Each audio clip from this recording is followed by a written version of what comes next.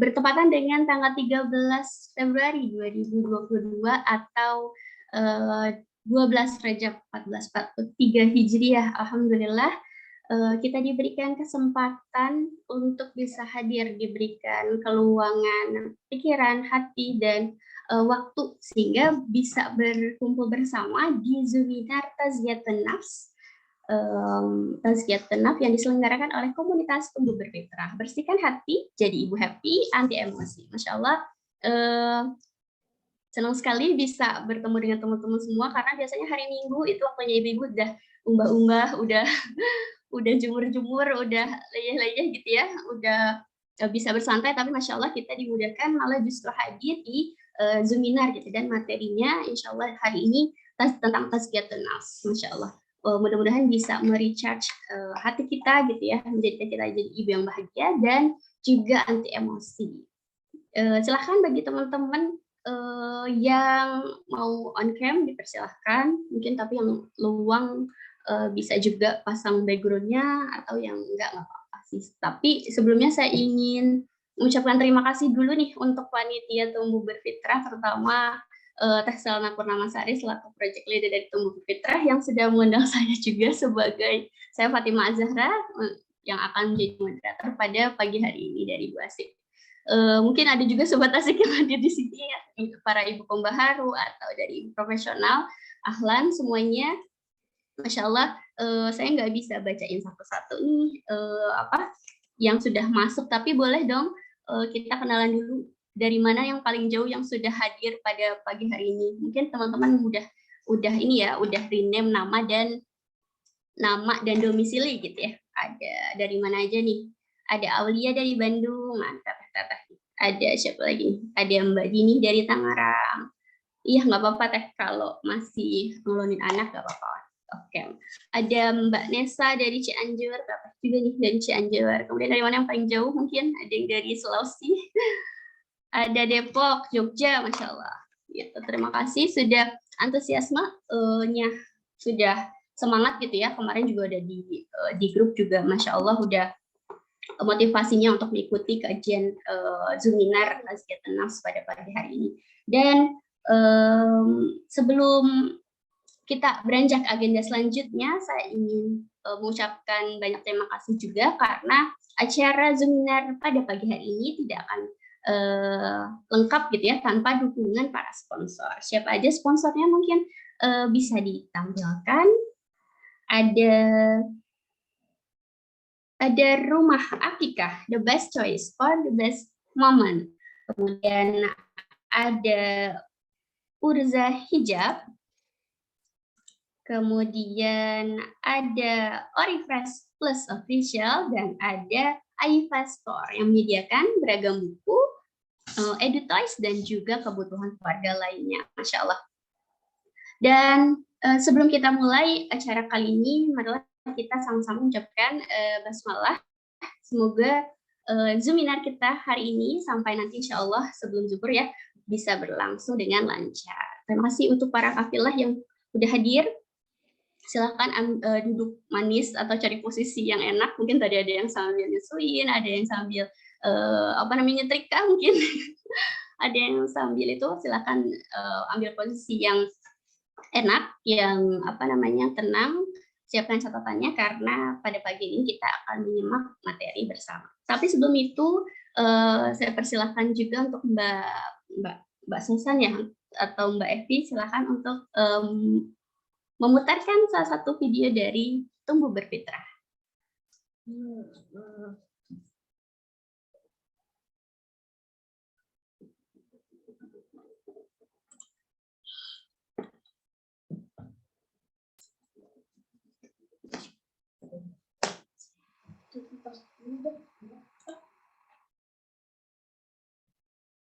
Suaranya belum keluar.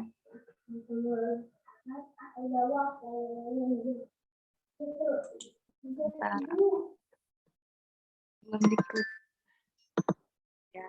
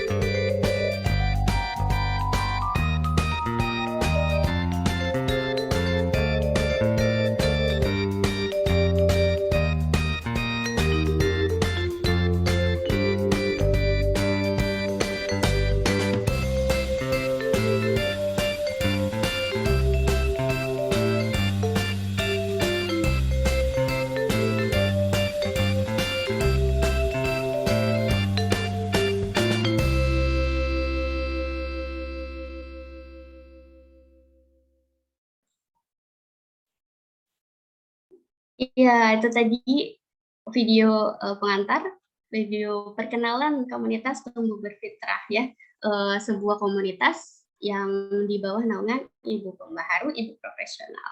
Dan Masya Allah, ini sudah semakin ramai saja yang hadir. Selamat datang, selamat bergabung para kafilah semuanya, dan kita akan menyimak bersama ya materi, dan teman-teman seperti yang sudah tahu semua, insya Allah pada pagi hari ini kita akan duduk bersama untuk menyimak materi dari Ustazah Nabilah Hayatina. Siapakah beliau gitu ya? Mungkin nanti kita bisa tampilkan juga CV-nya, kita bacakan dulu supaya kita makin kenal dengan sosok Ustazah Nabilah Hayatina.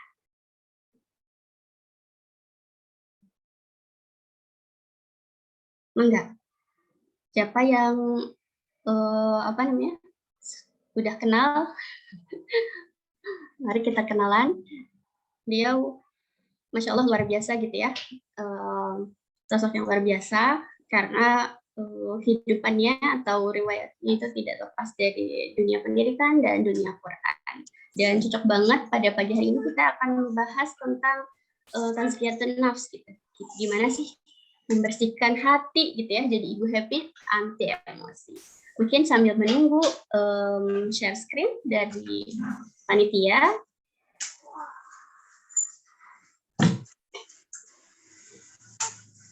Nanti dipersilahkan buat teman-teman yang ingin bertanya atau merespon materi selama acara, bisa dipersilahkan untuk mengisi di kolom komentar ya. Bisa drop nama, kemudian domisili dan pertanyaannya. Nanti insya Allah bisa akan kita bacakan untuk 3 orang penanya, gitu ya. Untuk 3 orang penanya terbaik ada kesempatan juga nanti dipilih, dibacakan dan dijawab langsung oleh Teh Nabilahnya.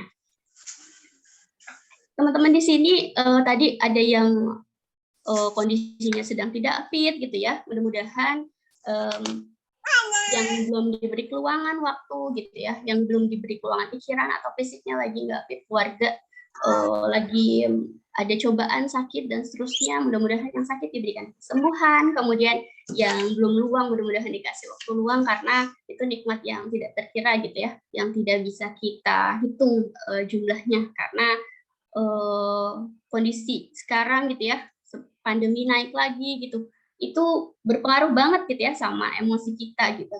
Gimana kita mau Ramadan dengan penuh persiapan gitu ternyata, tapi emosi kita galau terus misalnya, atau jauhan dari suami atau anak sakit, keluarga sakit. Nah, ini emosi kita diuji sama Allah. Bagaimana sih kita bisa menggunakan pendekatan tazkiyatun nafs untuk bisa jadi ibu yang bahagia dan emosinya terkelola? Nah, hari ini insya Allah kita akan mendengarkan bersama dari Ustazah Nabilah Hayatina. Mudah-mudahan beliaunya juga sudah hadir di tengah-tengah kita. Mudah-mudahan, saya belum cek juga.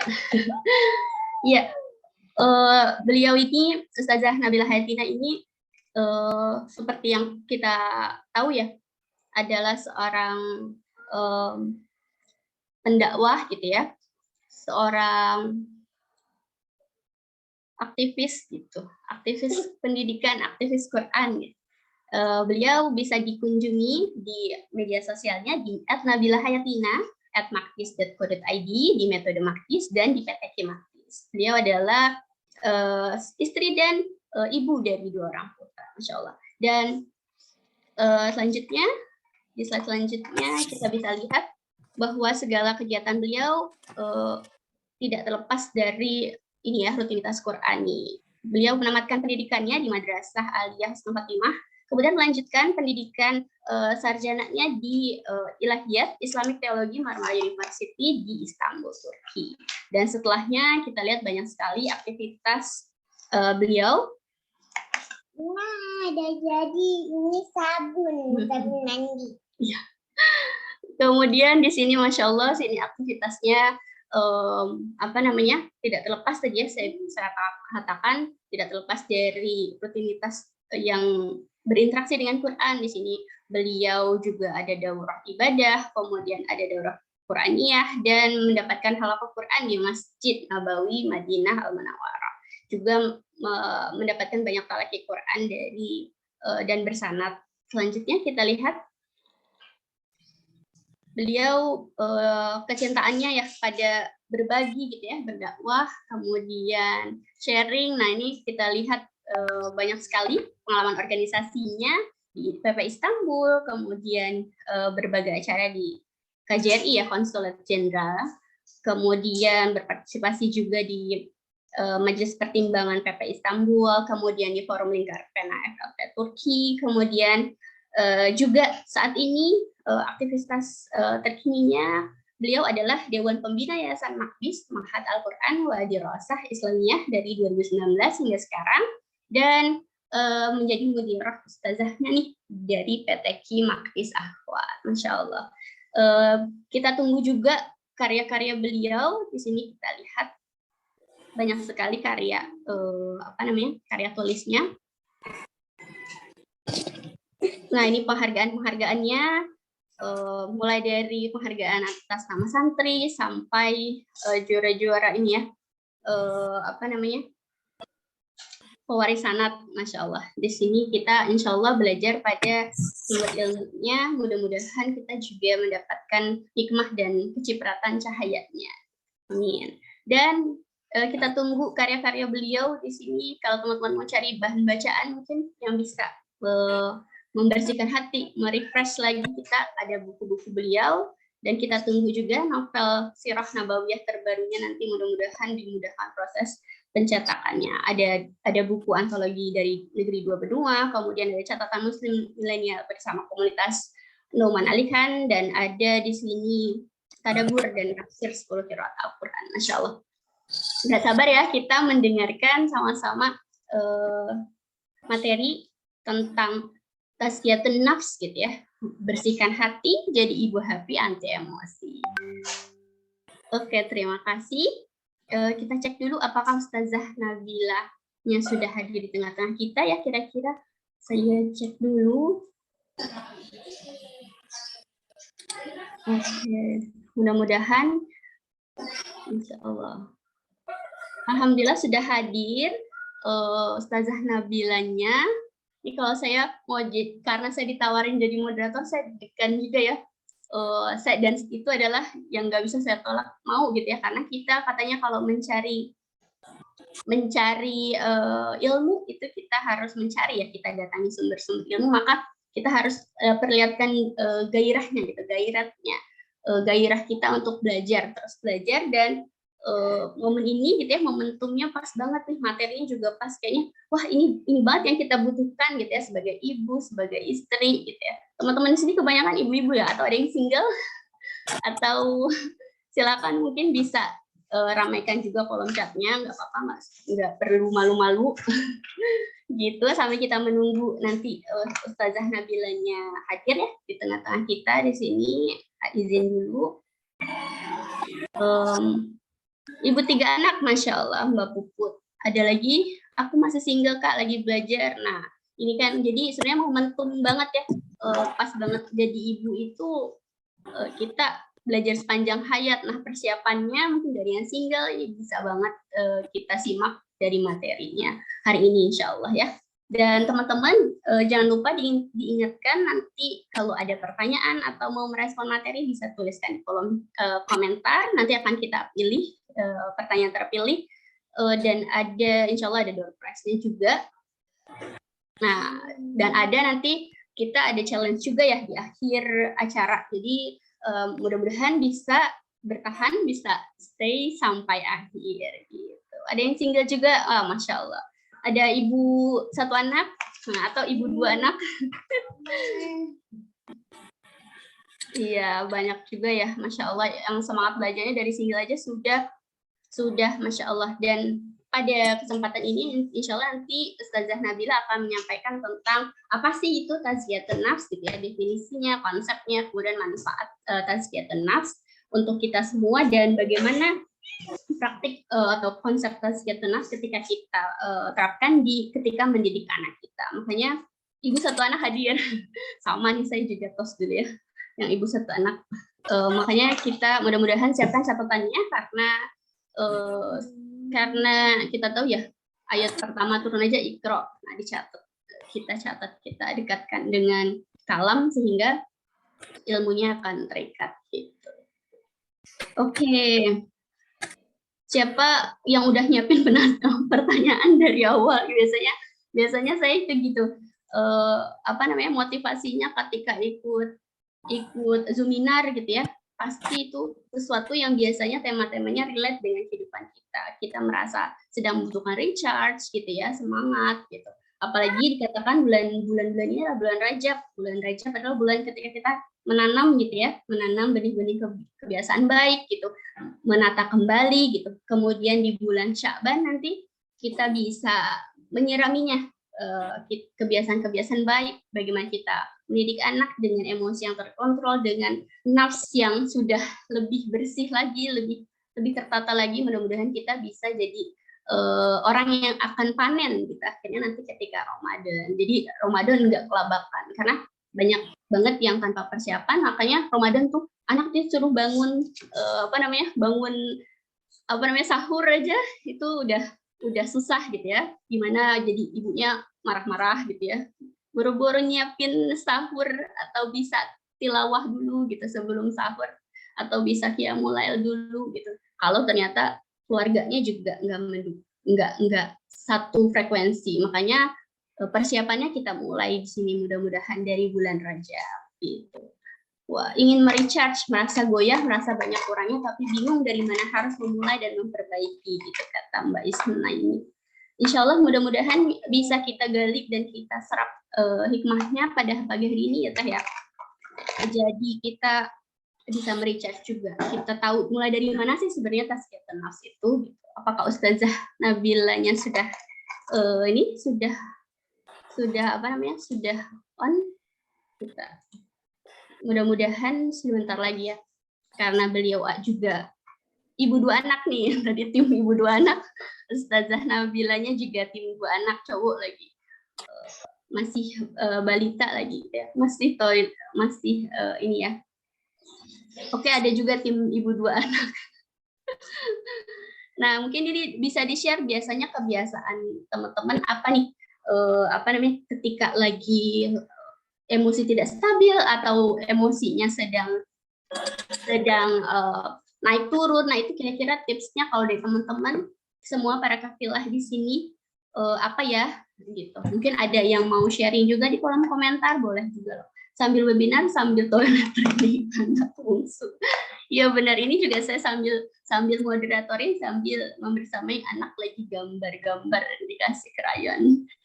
Gitu. Jadi memang luar biasa ya ujian emosi, ujian hatinya seorang ibu gitu ya dengan rutinitasnya. Semakin bertambah peran kita juga dituntut gimana bisa lebih menata hati kita gitu ya, menata diri kita, emosi kita, sehingga yang keluar dari seorang ibu adalah ketentraman gitu ya, teladan gitu ya, kemudian kelembutan gitu, karena seorang ibu itu harus banyak-banyak penuh cintanya gitu ya, sebagai pemasok cinta kasih kepada anak-anak dan keluarganya. Insya Allah Ustazah Nabila Hayatinanya sudah hadir dan sudah siap di tengah-tengah kita. Mudah-mudahan bisa kita sapa dulu. Belum.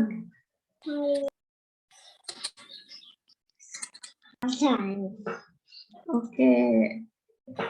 Sambil menunggu. Alhamdulillah. Assalamualaikum warahmatullahi wabarakatuh. Masih suaranya kurang kedengeran atau memang masih mute ya? Belum connect sepertinya.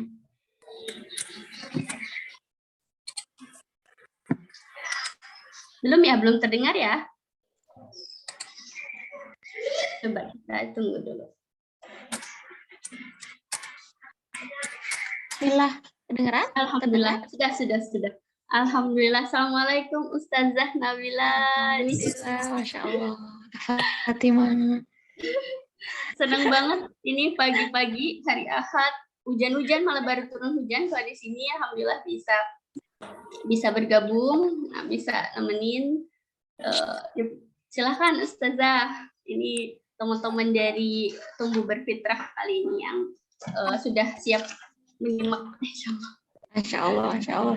Aduh, ini ada berapa? Oh, Masya Allah, sampai 4 slide. Ada 83 Insya Allah. Iya, kalau di saya ada 4 slide nih, Kak Fatimah. Masya Allah. Assalamualaikum warahmatullahi wabarakatuh.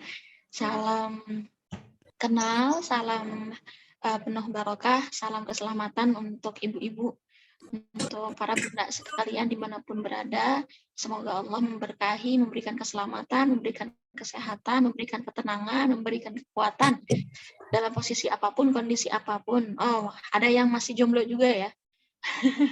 Tadi kalau nggak salah ada yang masih belum menikah. Salam juga.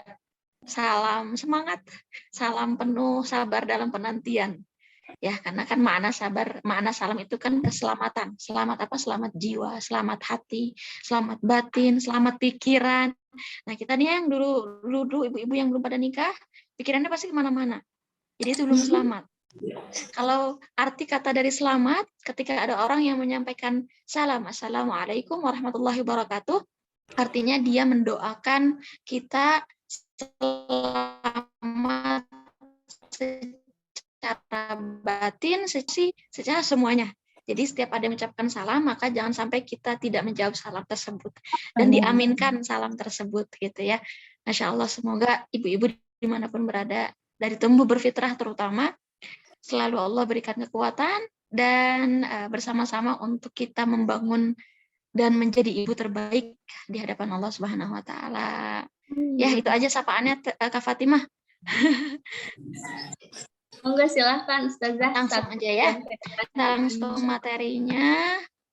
Ya, alhamdulillah, insya Allah kita materinya seperti yang sudah disampaikan oleh panitia Tumbuh Berfitrah. Maka materinya pun tidak jauh-jauh dari arti kata fitrah itu sendiri ya. Tazkiyatun nafsiyah. Membersihkan diri kita, membersihkan emosi kita, biar jadi ibu yang happy, anti emosi.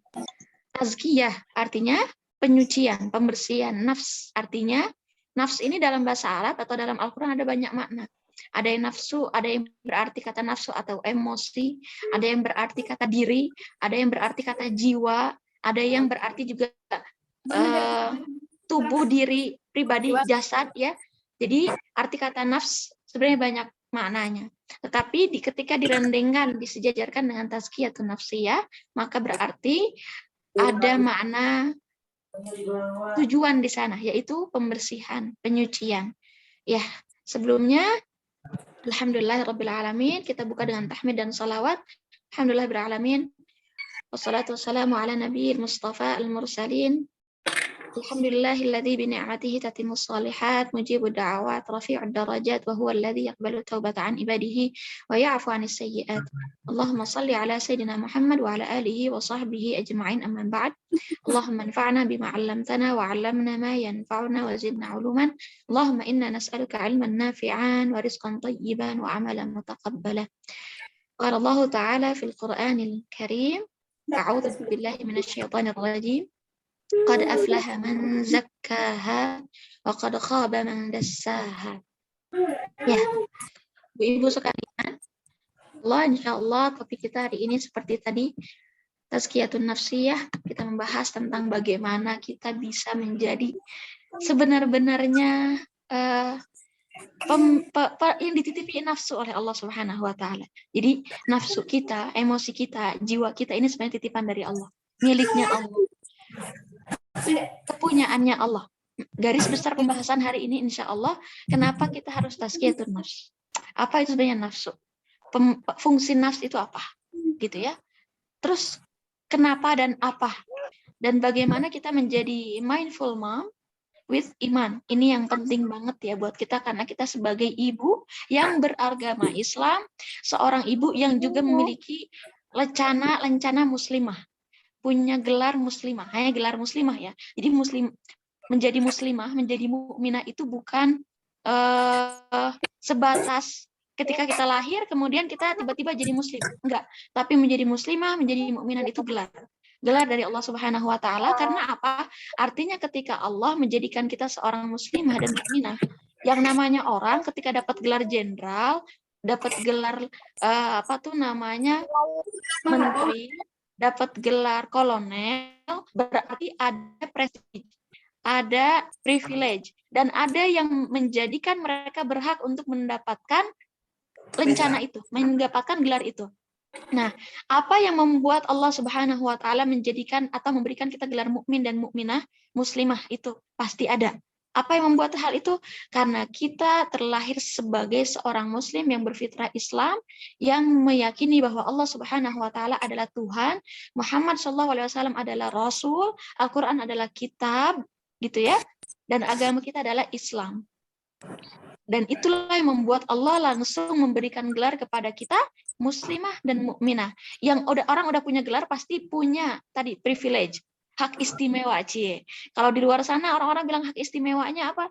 Hak istimewa seorang orang kaya, mereka mah pasti bisa kuliah di Oxford. Karena apa ya? Orang kaya, seorang dokter punya anaknya pasti bisa jadi dokter juga, orang privilege-nya bapak ibunya dokter gitu ya.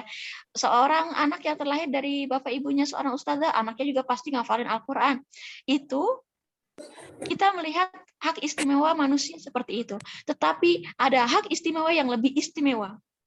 Karena privilege kita yang lebih utama, yang lebih indah adalah ketika kita menyadari bahwa kita memiliki Allah dan kita dimiliki oleh Allah. Ketika kita menyadari bahwa privilege kita adalah memiliki Allah dan dimiliki Allah, maka Allah memberikan kita privilege surga, privilege pahala, gitu ya. Nah ini, tapi untuk mendapatkan pahala dan surga itu kita perlu yang namanya amalan, ya, amalan, akhlak, perjuangan, gitu ya. Nah, untuk mendapatkan tadi amalan saja tidak cukup, harus ada iman. Karena Rasulullah SAW pun masuk dijadikan ahlu surga, dimasukkan oleh Allah Subhanahu Wa Taala karena rahmat Allah, dan banyak orang yang amalannya bagus tapi imannya nggak bagus, ya. Maka be mindful mom with iman ini perlu banget bunda-bunda sekalian, ibu-ibu sekalian. Karena apa? Jangan sampai kita udah membesarkan anak sampai nikah, sampai dewasa, tapi hanya berdasarkan nafsu saja. Untuk apa? Ya biar anak jadi orang, biar anak jadi kaya, biar anak jadi pintar. Terus kita cerita ke dunia, kalau anakku kuliah di sini, anakku punya ini, rumahnya begini, cucuku begini, dan segala macam. Hanya sebatas pencapaian, tapi tidak ada iman. Maksudnya apa? Ketika anak sudah besar, gitu ya, mereka dengan pencapaian segala macam, tapi mereka tidak ingat dengan akhirat, tidak ingat dengan Allah, berarti kita mendidik anak bukan dengan iman, tetapi hanya dengan nafsu saja, hanya dengan keinginan, hanya dengan syahwat, hanya dengan mimpi-mimpi kosong, gitu ya. Maka menjadi ibu harus dengan iman. Yang terakhir kita akan bahas tentang tazkiyatun nafs everyday seperti apa. Bagaimana kedepannya kita untuk menyucikan diri kita. Oke, gimana ini? Oke. Apa ini ya? Kelihatan. Kenapa tazkiyatun nafs itu penting dan perlu? Ibu-ibu sekalian, dimanapun berada, saya pasti jawaban ibu-ibu pasti harus teteh-teteh ya, atau saya bilangnya ibu-ibu, teteh-teteh, mbak-mbak, teteh lah ya, kan orang Bandung. Teteh-teteh sekalian, menjadi ibu itu pekerjaan capek, bener nggak? Capek nggak? Bahagia tuh capek tapi bahagia tapi capek. Iya, begitu memang. Begitu yang namanya hidup ya, tempatnya capek. Kalau nggak mau capek, tempatnya dikubur. Di alam kubur ketika kita berhenti dari akhir hayatnya, dari hidup ini. Gitu. Nah, kenapa tazkiyatun nafs ini penting? Karena ibadah hati adalah ibadah yang paling inti. Dikisahkan, Rasulullah SAW pernah bercerita. Ini riwayat dari Abdullah bin Amr bin As. Jadi kakeknya namanya As, ayahnya namanya Amr, anaknya namanya Abdullah. Abdullah ini yang meriwayatkan hadis ini, gitu, yang meriwayatkan cerita ini, meriwayatkan sabda Rasulullah SAW. Abdullah bin Amr bin As ke masjid, di masjid ini bertemu dengan Rasulullah SAW. Rasulullah sedang menyampaikan beberapa pelajaran. Rasulullah SAW menyatakan, akan datang kepada kalian, bentar lagi akan datang seseorang yang datang, dia pasti masuk surga. Dia ahlul jannah. Dia pasti masuk surga. Orang-orang kan pasti langsung pada tercengang dong. Wah, Rasulullah bilang, ada seseorang yang akan datang ke tempat kita, di majelis kita, di mana dia udah dipastikan masuk surga. Ini Rasul yang ngomong, bukan saya, bukan para ulama, tapi Rasul yang ngomong. Berarti udah pasti masuk surga. Ini siapa nih? Siapa? Datanglah orang itu, gitu ya. Nah, Abdullah bin Amr bin As ini, dia penasaran, kok bisa sampai Rasulullah SAW memastikan bahwa dia masuk surga, gitu. Nah, akhirnya Abdullah bin Amr bin As setelah pengajian selesai, gitu ya, nyamperin tuh, menghampiri si laki-laki tadi. Diikutin gitu, diintilin sampai rumahnya. Oh, ini rumahnya. Nah, dengan akal-akalannya Abdullah bin Amr bin As, karena beliau juga ingin masuk surga, gitu, akhirnya ngetuk pintu rumah si orang itu.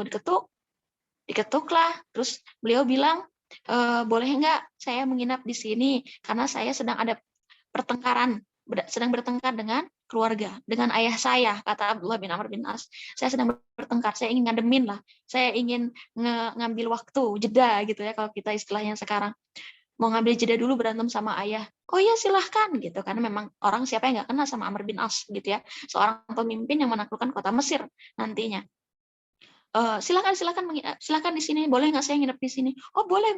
Nah, selama 3 hari berturut-turut Abdullah bin Amr bin As ini memperhatikan gerak-gerik si orang ini. Kok sampai Rasulullah SAW menyatakan pasti ini ada ahlul jannah, dialah seorang yang masuk surga, dengan pasti Rasulullah SAW menyatakan seperti itu. Ini bukan orang biasa, ini Rasul yang ngomong begitu, berarti emang pasti gitu. Nah, Abdullah bin Amr bin As punya motivasi ingin tahu. Luar biasa, kok bisa sampai gitu, diintilin sampai diizinkan nginep di rumah itu. Dan selama 3 hari berturut-turut Abdullah bin Amr bin As menginap di situ dengan alasan tadi bertengkar, padahal sebenarnya ingin nyuri ilmu dari orang itu, apa yang menyebabkan dia bisa masuk surga gitu ya, dipastikan. Bahkan orang tersebut nggak tahu kalau Rasulullah SAW menyatakan bahwa dia masuk surga. Selesai 3 hari habis nginep di rumah itu, Abdullah bertanya, bilang kepada orang itu, wahai saudaraku, aku mohon maaf, sebenarnya tujuan aku menginap di sini bukan pertengkaran aku dengan ayahku, tetapi karena Rasulullah SAW menyatakan bahwa ada orang yang dipastikan masuk surga, dan itu adalah engkau. Boleh aku tahu ibadah apa yang engkau lakukan sampai Rasulullah SAW memastikan bahwa engkau masuk surga? Padahal selama aku menginap 3 hari di sini, ibadahmu biasa saja, tahajud, kadang belang betong, sholat juga ya ala kadarnya, puasa pun tidak, nafkah sedekah juga enggak, karena kamu orangnya miskin. Lantas apa yang mau menyebabkan Rasulullah SAW menyatakan kamu masuk surga? Gitu. Oh gitu, kata dia gitu ya. Oh gitu. Kenapa kok bisa gitu ya? Sebenarnya ibadah aku biasa aja, cuman mungkin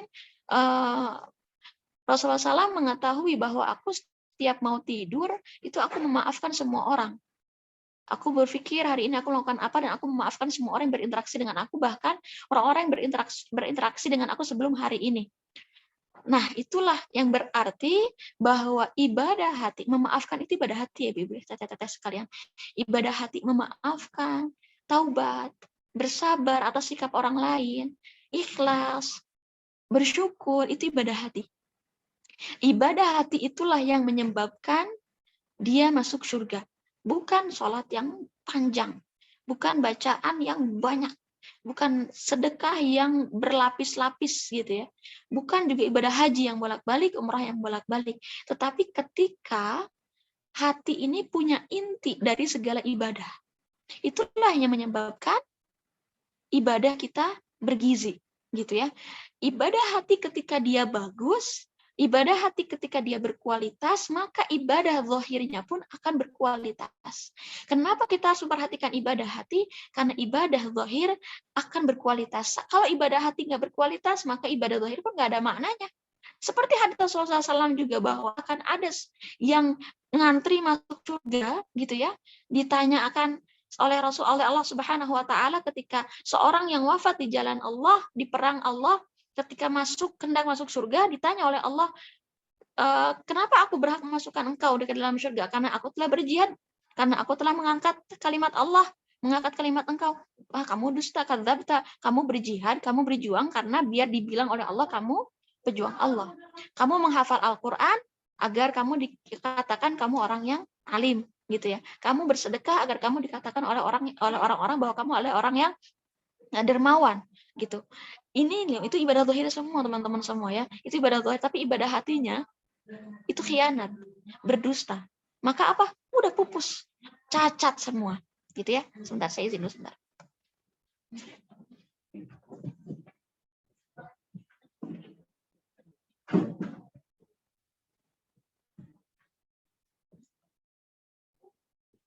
Itu cacat semua. Maka ibadah hati adalah ibadah yang intinya, ibadah yang bergizi gitu.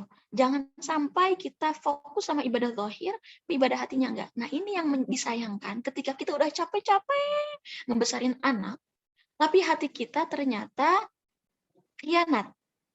Khianat dalam artian apa?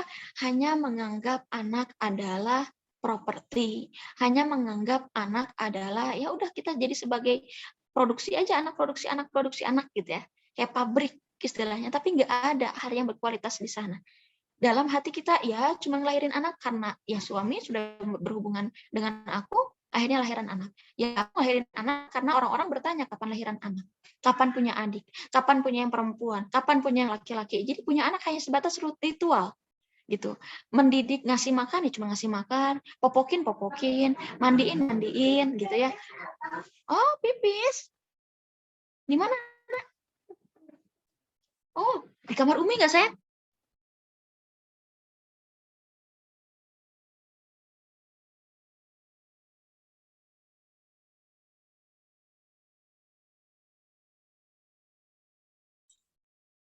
Oke, nggak apa-apa ya, kita sambil jeda dulu, sambil meresapi tadi di awal-awal katanya sudah auto istighfar ya, Masya Allah ya. Mudah-mudahan sampai akhir kita bisa menyerap tadi bagaimana sih mengingatkan, menyucikan hati kita lagi, membersihkan hati kita. Kalau ini seninya ngisi ini ya, ngisi forum ibu-ibu.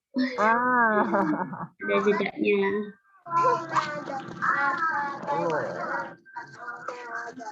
Mungkin yang tadi juga pesannya yang silahkan yang apa namanya bisa di mute dulu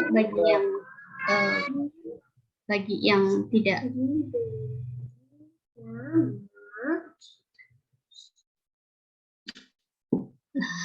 Alhamdulillah, jadi kita bisa fokus lagi nanti mendengarkan pemaparan dari Ustazah Nabilah ya, sambil kita tunggu bersama. Iya, nggak apa-apa, teteh-teteh ini para kafilah yang mau off cam, nggak apa-apa. Sok aja yang dimudahkan aja, yang memudahkan aja. Sambil nunggu bisa ini di luar perkiraan. Mangga, silakan. Ya, kita lanjutin lagi ya. Jadi itu tadi, kenapa harus kita tasfiyatun nafs? Karena tadi, jangan sampai kita udah capek-capek, kita udah bikin masakan, kita udah nyuci, udah mendidik anak, udah marah-marah, udah berantem-berantem, udah adu teori parenting, udah adu teori pengasuhan sama mertua sama orang tua, tapi zong gitu ya, kosong semua, nggak dapat pahala, sia-sia di hadapan Allah. Nanti tiba-tiba ya udah timbangannya ya kosong aja gitu, karena memang seperti itu. Seperti halnya kita tazkiyatun nafs, apa yang harus kita lakukan juga, ibadah hati kita menganggap anak ini seperti apa? Apakah anak? Jadi ibu-ibu sekalian, mangga setiap hari kita catat dalam diri kita. Kita catat dalam hati dan pikiran kita, anak itu apa? Apakah pernah saya nanya itu di Instagram, bagimu anak itu apa? Ada yang bilang investasi, ada yang bilang tabungan, ada yang bilang pelanjut cita-cita, ada yang bilang perhiasan, ada yang bilang penyejuk mata dan segala macam. Nah, silahkan kita tuliskan makna kita tanpa melihat ke teori-teori ya. Bagi kita itu anak itu apa? Bagi kita anak itu apa? Jika anak ada hanya sebatas investasi, apakah salah? Investasi akhirat betul, tetapi investasi dunia ini yang akan siap-siap kita dikecewakan. Ketika kita tidak mendahulukan ibadah hati, hanya ibadah zahir. Ibadah hati itu apa tadi? Anak ini adalah amanah dari Allah, gitu ya. Anak ini adalah amanah investasi akhirat, bukan investasi dunia. Karena banyak orang yang mendidik anak tadi tanpa tazkiyatun nafs, tanpa memperhatikan menyucikan dirinya. Maka tatkala anak-anak besar berharap anak berbakti, ya anak berbakti hanya mengirimkan uang. Ya anak berbakti hanya mengirimkan perawat, tetapi tidak ada keberadaannya, tidak ada doanya, tidak ada ilmunya, tidak ada ditemani gitu ya. Itu kan kita sedih banget kalau kayak begitu. Maka ibadah hati kita, memahami anak itu apa, memahami peran kita itu apa, ibu itu apa gitu ya. Seperti hadis Rasulullah SAW juga. Kenapa kita harus tazkiyatun nafs? Karena ada segumpal yang menjadi tumbal dalam diri. Ketika segumpal itu buruk, maka akan buruk ya pantas. Hati kita nggak enak, bawaannya marah, gitu ya itu. Ya ibu-ibu semua merasakan. Kalau kita nggak baik, maka semuanya hancur. Ngasih makan anak ya cuma sebatas ngasih makan anak aja. Anak pun melihat, suami pun begitu. Maka sukses mendidik anak, sukses mendidik nafsu, maka sukses hidup kita. Sukses mendidik nafsu kita, sukses mendidik nafsu anak. Menikmati peran dan khusyuk. Menikmatinya. Khusyuk ini yang menjadi PR besar untuk kita sebagai ibu. Kadang kita menjalani peran, tapi kita nggak khusyuk dengan peran kita. Gitu ya, kita nggak khusyuk dengan peran kita. Hanya sebatas ya rutinitas. Takut dikatain orang, takut dikatain mertua, dan segala macamnya. Ya. Maka penting banget kenapa tazkiyatun nafs. Super mother, super mom. Ibu yang hebat, ibu yang super itu adalah ibu yang ikhlas dan khusyuk. Yang ketika memberikan makan anak, bukan hanya sebatas masukin mulut, tapi ada cinta, ada harapan, ada doa. Ilmu yang pertama kali diangkat adalah kekhusyuan, kata Rasulullah SAW riwayat At-Tabrani. Dan ini memang kita rasain, ya ibu-ibu ya. Makanya ibu-ibu di sini ada untuk menggali ilmu tazkiyatun nafs, agar apa? Agar perannya kita nikmati. Lelahan kita mengurus anak, mengurus rumah, menemani suami itu tidak cuma sebatas ritual, tapi ada ruhaninya gitu. Ada kekhusyuannya. Ketika khusyuan muncul, nikmat terasa, kelezatan terasa, apapun yang kita hadapi kita ridho, kita pelong. Gitu ya. Ini ibu yang hebat, bukan ibu yang sekedar bahagia. Ya, tapi ibu yang ikhlas, yang khusyuk. Semua ibu bisa bahagia. Tetapi tidak semua ibu bisa khusyuk. Bahagia dan khusyuk ini lengkap. Bahagia, ikhlas, dan khusyuk ini lengkap. Karena apa? Ketika dia bahagia, dia sampaikan rasa syukur. Itu buah dari khusyuk. Ketika rasa syukur muncul, maka dia melahirkan karakter, melahirkan sikap-sikap yang luar biasa juga. Banyak ibu yang bahagia hanya dari luar. Dia cantik, perawatan, gitu ya. Itu beautiful outside. Tapi inside-nya apakah inspiring gitu ya. Inside-nya apakah beautiful juga? Maka menjadi ibu yang super, bahagia, yang ikhlas, yang khusyuk. Ini adalah ibu yang beautiful inside, inspiring outside, dan akhirnya memberikan manfaat buat orang lain, buat banyak orang. Inilah tujuan kita, menjadi ibu yang terpancar segalanya, yang menjadi telaga buat anaknya, telaga ilmu, telaga cinta, gitu ya, ikhlas dan khusyuk. Peran seorang hamba kita dalami, seorang ibu. Makanya ada tazkiyatun nafs. Karena apa? Sebelum menjadi ibu harus jadi hamba dulu. Sebelum jadi ibu harus jadi hamba. Sebelum menjadi istri harus jadi hamba. Aku teh siapa di hadapan Allah? Kenapa aku jadi ibu? Kenapa aku jadi istri? Karena aku adalah hambanya Allah. Ketika hambanya Allah, kita sadari berarti aku siap diperintah oleh Allah Subhanahu wa Ta'ala apapun peran aku, apapun kewajiban aku. Ketika kita menyadari peran kita sebagai hamba Allah, berarti Allah telah tetapkan, telah jaminkan surga, telah ada persediakan juga neraka. Jika aku tidak mengejar surga, maka aku dapatnya neraka. Ketika aku tidak ikhlas, berarti aku artinya berhutang, meminta budi dari orang lain, gitu ya. Nah, itu yang seperti itu. Ketika kita tidak mengedepankan peran hamba, yang ada sempit perasaan kita, sempit hati kita. Karena apa? Kan udah dikasih makan, ayo sekolah. Kan udah bunda kasihin mainan, ayo gitu. Dan itu mempersempit perasaan kita, nggak nikmat kita perannya. Peran kita nggak nikmat, ibu nggak nikmat, istri nggak nikmat, apalagi jadi hamba. Sholat jadi kejar-kejar doang gitu ya. Nggak nikmat jadinya. Khusyuk itu nggak ada takut mati, nggak cinta dunia. Ibu-ibu, teteh-teteh sekalian, kalau kita nggak tazkiyatun nafs, ya, nggak membersihkan jiwa kita, maka setiap yang dicapai anak, ada anak lain temennya yang mencapai sesuatu, kita kejar terus, banding-bandingin, gitu kan? Maka di sini pentingnya tazkiyatun nafs. Menjadi mahar kita untuk membekali anak menjadi orang yang hebat, menjadi hamba yang sempurna di hadapan Allah Subhanahu wa Ta'ala. Ibu yang hebat, super mother, bukanlah yang memberi anaknya harta atau sekantong makanan lezat, pendidikan yang tinggi aja biar jadi orang, ya. Tapi ibu yang hebat adalah yang bekali menikmati peran khusyuannya sebagai hamba Allah, maka anak pun melihat. Ibuku ikhlas, ibuku sabar. Ikhlas, enggak ibu ikhlas, bukan perkataan. Iya ibu sabar, kok ibu sabar lihat kamu berantem. Ibu sabar, kamu, ya Allah, ibu sabar, sabar, sabar, ya Allah, sabar. Enggak, sabar itu dengan perilaku. Tidak marah-marah, tidak bentak, tidak pukul, gitu ya. Tidak mimik muka, tidak kasar, mimik muka tidak asam, tidak kusam. Dan itu terasa oleh anak-anak kita. Dan ibu yang hebat adalah yang ketulusannya, kekhusyuannya terpancar dari lisan, dari perbuatan tangan, dari langkah kaki, dari pelukan, dari pagi hari ketika anak bangun, disapa, sambutan senyuman, diajak berdoa, diajak sholat, diajak beribadah, bukan hanya karena biar diiming-imingin surga, tetapi juga karena ada cinta Allah, kita sama-sama ke surga, gitu ya. Tidak cukup hanya menjadi ibu bahagia, tadi saya sampaikan, tetapi ibu yang khusyuk terpancar padanya keikhlasan, terkecap darinya rasa cinta, terpetik darinya makna sabar, syukur, dan keteladanan sejati.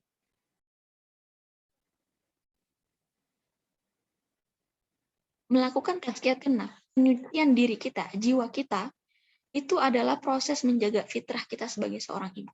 Fitrah iman kita seorang ibu.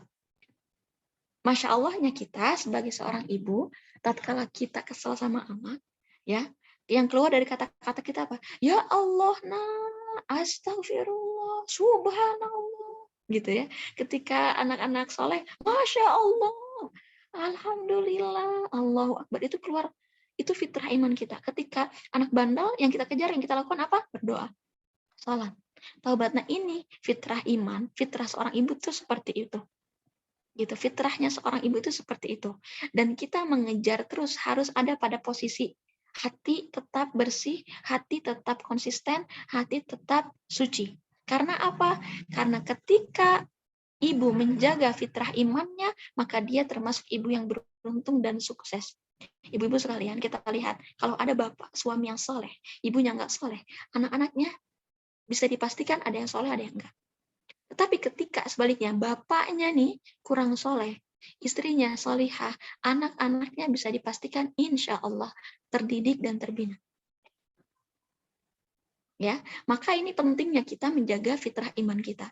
Ketika kita menyucikan diri kita, qad aflaha man zakaha wa qad khaba man dasaha. Sungguh beruntung orang-orang yang menyucikan jiwanya, dan sungguh rugi orang-orang yang mengotorinya. Beruntung di dunia, beruntung di akhirat. Berarti termasuk orang yang sukses ketika dia menyucikan dirinya, ketika dia membersihkan hatinya dari syirik, iri, dengki, sombong,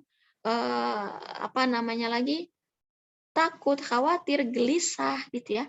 Kita bersihkan itu semua karena kita mau menjadi termasuk orang yang beruntung, orang yang sukses. Anak-anaknya pun akan seperti itu. Udah nggak apa-apa, Insya Allah. Takut boleh, tapi ada Allah gitu. Nah ini ibu-ibu yang fitrah imannya terjaga, pasti dia mampu mengarahkan ke overthinkingan dirinya dan kegelisahan anaknya, gitu ya. Beruntung, sukses jadinya, gitu ya. Anak-anaknya pun akan sukses. Mereka melihat bagaimana ibunya mengelola perasaan takut, mengelola perasaan khawatir, mengelola perasaan gagal. Nah, kenapa kita harus tazkiyatun nafs lagi? Yang kedua ada ta'lim, ada tadzkir, afwan itu kurang Z-nya, dan tazaki. 3 hal ini adalah yang dilakukan oleh para rasul. Para rasul ini melakukan 3 hal kepada umatnya. Mengajari mereka, mentransfer ilmu, mengingatkan mereka, dan menyucikan diri. Kita sebagai seorang ibu ini ada pada posisi ini, Bu. Bunda-bunda sekalian, kita ngajarin anak bagaimana bicara, bagaimana belajar, bagaimana baca buku, bagaimana mencuci, bagaimana makan, bagaimana melangkah, gitu ya. Bagaimana berbicara yang baik, bagaimana berzikir, bagaimana berkata yang sopan, bagaimana menahan emosi dan segala macamnya. Itu proses ta'lim. Proses ta'lim. Setelah proses ta'lim, ternyata anak tak kunjung juga begitu, maka kita mengingatkan mereka. Proses tadzkir. Nah, ayolah nggak boleh begitu. Nah, ingat enggak? Gitu. Nah, itu ada tadzkir kan. Karena apa? Namanya manusia, anak-anak apalagi baru dimasukin ilmu kan, baru diproses ta'lim. Kita yang mentadzkir mereka, mengingatkan mereka. Gitu. Nah, nggak cukup cuma ta'lim dan tadzkir. Kita juga harus tazaki. Kita juga menyucikan diri kita dan mencucikan hati anak kita, mencucikan emosi mereka, mencucikan karakter mereka. Dan bagaimana mungkin mereka akan suci kalau kitanya tidak mencucikan diri kita? Bagaimana mungkin mereka nggak marah-marah kalau kitanya masih marah-marah? Makanya prosesnya gitu, ta'lim, tadzkir, tazaki. Kita nyuruh anak nggak marah, tapi anak marah, kemudian kita ingatkan anak jangan marah, tapi kita sambil marah. Itu bukan tazaki. Anak nggak akan ngikutin, anak nggak akan suci, karena kitanya juga nggak mensucikan diri kita. Kita ngasih ilmu harus sabar, kemudian diujilah anak itu biar sabar, antum, ya kita ingatkan nak sabar, nah, gitu ya, sabar. Tapi kitanya sabar dong. Nah ini zaki, pencucian diri kita, pembersihan diri kita dari emosi-emosi negatif. Kemudian yang ketiga, kemudian setelah proses tadi kita menyadari tazkiyatun nafs, kita akan menjadi orang yang beruntung, orang yang sukses. Kemudian prosesnya ta'lim, tadzkir, dan tazaki, maka biarkan Allah yang bimbing. Ya, biarkan Allah yang bimbing kita, bimbing anak kita, asalkan proses kita seperti ini. 3 tadi, gitu ya. Sebagaimana kata Allah Subhanahu wa taala, orang-orang yang dibacakan ayat-ayat, ya, kita udah ta'lim, udah bacain ayat-ayat kepada anak-anak kita, mengajarkan, ya, kemudian biarkan Allah yang bimbing, biarkan Allah yang sucikan diri kita, asalkan kita sudah bergerak. Karena tujuan kita tadi beruntung dan sukses. Ya, beruntung kita itu bukan punya harta, bukan dikenal, bukan punya dapur yang estetik dan segala macam, enggak. Rasulullah Allah Subhanahu wa taala dalam surat Al-Mu'minun dijelaskan kalau orang-orang yang beruntung itu orang-orang yang banyak gitu ya. Sebentar.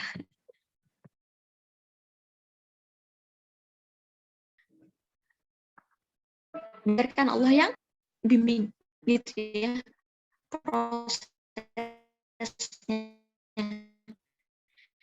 Ketika sudah dibacakan, ketika sudah diajarkan, maka Allah yang akan membimbing kita. Allah yang akan mengajarkan kita, mengajarkan anak-anak kita, gitu. Mengajar sendiri kita. Lanjutkan muhasabahnya, lanjutkan tazkiyatun nafsnya masih terus. Nanti Allah yang bimbing, gitu ya. Kenapa harus tazkiyatun nafs lagi? Biar kita mendapatkan hidayah. Anak-anak kita mendapatkan hidayah. Qul hal laka ila an tazakka wa ahdiyaka ila rabbika fatakhsha. Hidayah, hadiahnya adalah takut kepada Allah, khawatir kepada Allah, berharap kepada Allah. Maka ketika kita berusaha mensucikan diri kita, tapi harapan kita hanya langsung anak soleh, berhenti dulu, Bu, teteh-teteh sekalian. Karena apa? Tujuan kita tazkiyatun nafs memang beruntung dan sukses, tapi hadiahnya yang pertama adalah hidayah dari Allah. Kalau kita sudah takut sama Allah, kalau kita sudah berharapnya hanya sama Allah, berarti tazkiyatun nafs kita itu adalah sukses. Rambut pertama tazkiyatun nafs sukses adalah mendapatkan hidayah dari Allah berupa perasaan takut kepada Allah, berupa perasaan berharap kepada Allah, berupa perasaan bergantung kepada Allah. Ini ciri tazkiyatun nafs sudah sukses dari Allah. Yang kedua, barulah merasa dan bergantung dibimbing oleh Allah Subhanahu wa taala. Gitu. Jadi jangan sampai karena aku udah sholat, aku udah segala macam, tapi kok anak aku tetap begitu, tapi aku masih marah-marah, tapi kok tetap aku marah-marah terus, aku tetap jutek, aku tetap banting piring, aku tetap banting pintu, aku tetap cubit anak, aku tetap pukul anak, gitu ya. Nah, berarti tazkiyatun nafsnya belum pada tahap berhasil, gitu ya. Karena apa? Tazkiyatun nafs berhasil ketika tatkala kita mendapatkan hidayah, takut dimarahi oleh Allah, takut mendapatkan murka dari Allah karena kita tidak menjaga anak. Berharap kepada Allah agar dibimbing, dijadikan ibu yang lebih sabar. Berharap kepada Allah pahala, berharap kepada Allah surga, berharap kepada Allah dibimbing, berharap kepada Allah agar mendapatkan surga bersama dengan anak dan keluarga. Ya. Ini. Kemudian fungsi nafsu. Nah, ini Ibu sekalian, sebelum ke proses tazkiyatun nafs, kita harus tahu kenapa Allah ciptakan nafsu, kenapa Allah memberikan nafsu kepada kita. Nafsu memiliki fungsi untuk menggerakkan dan mendorong manusia untuk melakukan berbagai hal, mau baik atau buruk. Jadi, sudah Allah ciptakan kok yang namanya nafsu itu untuk buruk dan baik. Tinggal kita yang mengarahkannya ke sana. Jadi jangan terus-terusan disalahin setan.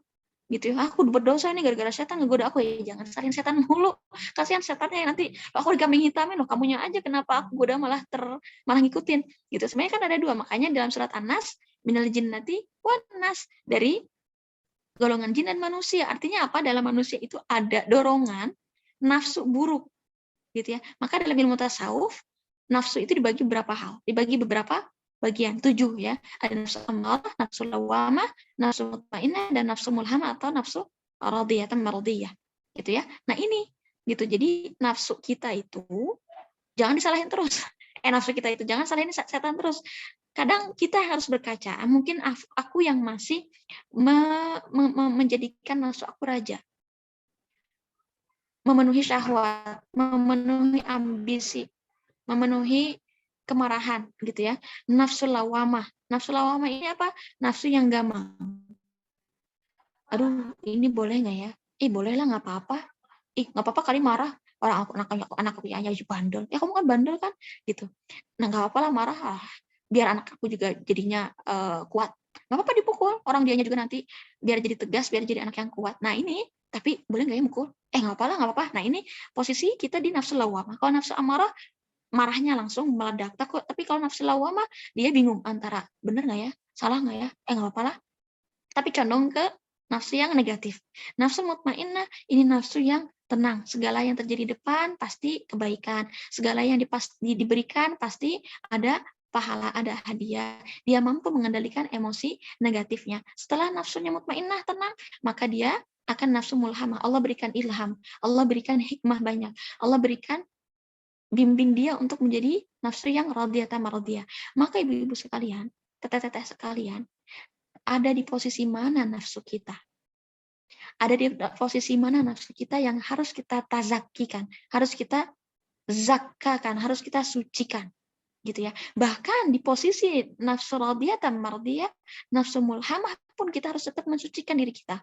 Karena apa? Bisa jadi kadang-kadang lelah, capek gitu ya, atau godaan-godaan lain pun masuk. Maka setiap posisi ini kita harus tetap mensucikan diri kita.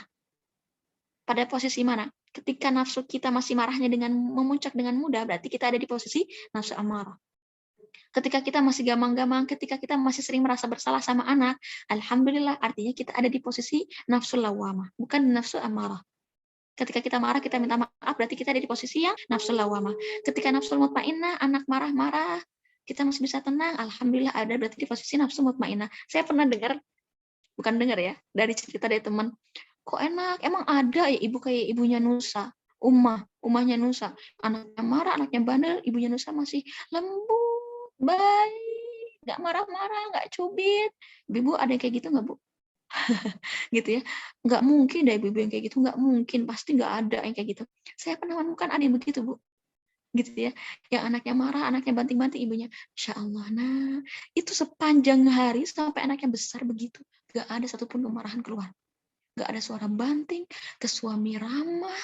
Coba, ini ibu udah ada pada posisi nafsunya mutmainnah, mulhamah, dan nafsunya radiyah, kemudian akan Allah berikan mardiyah. Mardiyahnya apa? Surga. Nah, ini cita-cita kita, Bu Ibu. Nafsu kita mutmainnah, tenang. Biar apa? Biar Allah kasih ilham ketika anak marah, hati kita tenang, kondisikan hati kita tenang, Allah ilhamkan. Kamu harusnya begini. Nah, kalau udah mutmainnah, Allah kasih nafsu yang mulhamah, Allah kasih ilham. Kamu begini, begini, begini ya. Habis itu kita lakukan kepada anak, anak masih marah, Allah akan bimbing kita menjadi nafsunya radiyah, ridho, terima, ya Allah, sudah aku bimbing anakku tapi masih begini. Aku ridho, ya Allah, raditu billahi robba. Artinya apa? Ketika Allah berikan anak dan posisi kita pada nafsu yang radiyah, nafsu yang ridho, Allah jaminkan pahala, Allah jaminkan surga, Allah jaminkan kebaikan. Gitu ya, makanya minta sama Allah untuk diberikan nafsu yang mutmainnah, mulhamah, radiyah. Ini tujuan kita mensucikan diri kita, ya. Karena tazkiyatun nafs itu bukan hanya membersihkan jiwa, ya, bukan hanya zikir yang banyak, bukan hanya zikir yang lama, tetapi terbukti dari kehidupan bermasyarakat. Tetapi terlihat juga dari sifat pembinaan dia mengembangkan diri, menjaga dan mengembangkan sekitarnya, gitu ya. Enggak hanya cuma diam zikir berhari-hari, bermalam-malam, enggak. Tapi terlihat dari pribadiannya, menjaga makanan, menjaga asupannya, pekerjaannya. Bersihkan diri kita jadi ibu sejati. Penyakit kita ada 3. Penyakit 2 syahwat. Dari penyakit perut dan kemaluan. Kalau marah, bawaannya apa? Makan. Kalau capek inginnya makan, semua dimakan, makan, Shopee, food, GoFood, menyatakan bahwa kalau orang yang lebih banyak memenuhi syahwat makannya, dia akan capek, ilmu nggak masuk, nafsu nggak dikontrol, gitu ya. Maka jaga nafsu kita, penyakit kita di penyakit syahwat yang ada di dalam 2 hal, perut dan kemaluan. Kalau hatinya nggak suci, maka apapun dia lakukan asalkan mendapatkan harta. Maka maklum, banyak perempuan sekarang yang buka BO, gitu ya, apa tuh, buku online. Karena apa tadi? Syahwatnya nggak dijaga. Karena nggak jadi ibu sejati. Syahwatnya nggak dijaga, teman-teman semua. Karena hatinya nggak dijaga, nggak dibersihkan. Ya, jaga penyakit 2 syahwat. Kemudian penyakit hati. Apa penyakit hati? Marah, dendam, hasad, cinta dunia, bakhil, cinta harta, ria, gila hormat, cinta popularitas, sombong, ujub, gitu ya. Ini tipis-tipis nih antara kita membanggakan anak dan ingin sombong kepada orang-orang. Alhamdulillah anakku sudah begini, sudah bisa ini, sudah kuliah, di-share kemana-mana. Hati-hati, apakah kita tahadus bin ni'mah atau ingin pamer? Bisa tanyakan pada diri kita masing-masing. Anak aku sudah bisa baca buku, anak aku cinta buku dan segala macamnya. Maka apa kata Allah Subhanahu wa taala? Alhaakumut takatsur hatta zurtumul maqabir. Kalla saufa ta'lamun. Bermegah-megahan telah menghancurkan kamu. Maka hati-hati. Yang membuat anak-anak kita cinta buku, baca Al-Quran, soleh, itu bukan kita, tapi Allah. Nanti masuk tuh penyakit hati ke sana. Apa? Ria. Cinta harta, gila hormat, cinta popularitas. Bersihkan ibu-ibu hati kita dari itu semua. Karena sayang nantinya. Nauzubillah ya, ketika kosong nanti gitu. Kemudian yang ketiga, penyakit lisan. Memaki, membentak, menghina, julid, nyinyir. Ini kadang keluar semua ya, julid ke anak, nyinyir. Tuh lihat si kakak mah begini-begini. Ayolah, kadang dihina anak-anak gitu ya. Niatnya ingin memberikan pelajaran, tapi justru malah menghina, justru malah membentak, justru malah memaki. Dasar cerewet, dasar dan segala macam. Ini penyakit lisan. Dan 3 hal ini kalau udah ada penyakitnya kita nggak kita obati, kita nggak akan jadi ibu sejati. Ya cuma sekedar gelar ibu doang, gitu ya. Padahal ibu itu mahkota loh. Ibu itu mahkota. Gelar dari anak-anak kita, gelar dari suami kita. Maka ketika mahkotanya nggak ditaruh di posisinya, ya, makanya terjadi apa? Kotor, nggak berkilau, patah, ya. Karena apa? Penyakit 3 ini yang mengotori. maka dibersihkan. Ini namanya mahkota harus dibersihkan. Bersihkan dengan hal yang bagus juga, maka jadi mahkota yang lebih baik. Tanya gimana jadi tazkiyatun nafsnya?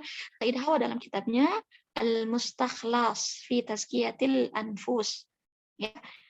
Caranya bagaimana tazkiyatun nafsnya? Ibadah mahdhah. Jadi kalau kalau kita nih sudah bagus tazkiyatun nafsnya, maka sholatnya akan terlihat. Dalam sholatnya itu akan terlihat. Dalam hasil sholat, dalam sholatnya akan terlihat. Tazkiyatun nafs itu prosesnya, caranya, nggak mesti di musola diem sendirian gitu ya, enggak teman-teman. Sholat itu proses tazkiyatun nafs. Ketika kita mengangkat tangan, serahkan diri sama Allah, pasrahkan semua, minta maaf sama Allah, minta ampunan sama Allah, gitu ya. Angkat tangan itu ya sama kayak kita kalau ditangkap sama polisi kan berserah, gitu ya, berserah sama Allah. Ketika sujud, maknanya kita tercipta dari tanah, gitu, berserah sama Allah. Sujud itu kepada tanah, kita dibuat dari tanah, berarti hina, bukan apa-apa, kita kembali ke tanah. Kata Rasulullah SAW ketika futuhat Mekah ya, Mekah dimenangkan kembali orang-orang Islam, Adam dari tanah, Adam min turab, wa nahnu minat turab, gitu. Adam dari tanah dan kita dari tanah, dan kita akan kembali ke tanah. Jadi kita bukan siapa-siapa. Zakat. Maka ketika kita memberikan zakat, pahami kalau harta kita itu bukan cuman kewajiban Ramadan bayar zakat, enggak, itu mensucikan diri kita. Ya Allah, tolong bersihkan harta aku, mungkin ada yang haram yang masuk enggak aku kira-kira enggak aku ketahui. Ada harta dari suami aku yang masuk enggak halal ya aku enggak ketahui, dari mertua, dari orang tua, gitu ya. Puasa kita nggak cuma sebatas puasa qadha, puasa Ramadan, tapi itu pensucian. Kan kata Rasulullah SAW, man shoma ramadhana imanan wa ihtisaban ghufira lahu ma taqaddama min dhanbi. Barang siapa yang berpuasa karena iman dan mengharap pahala dari Allah, maka Allah akan ampuni dosanya yang telah lalu. Ini tazaki, pensucian diri kita.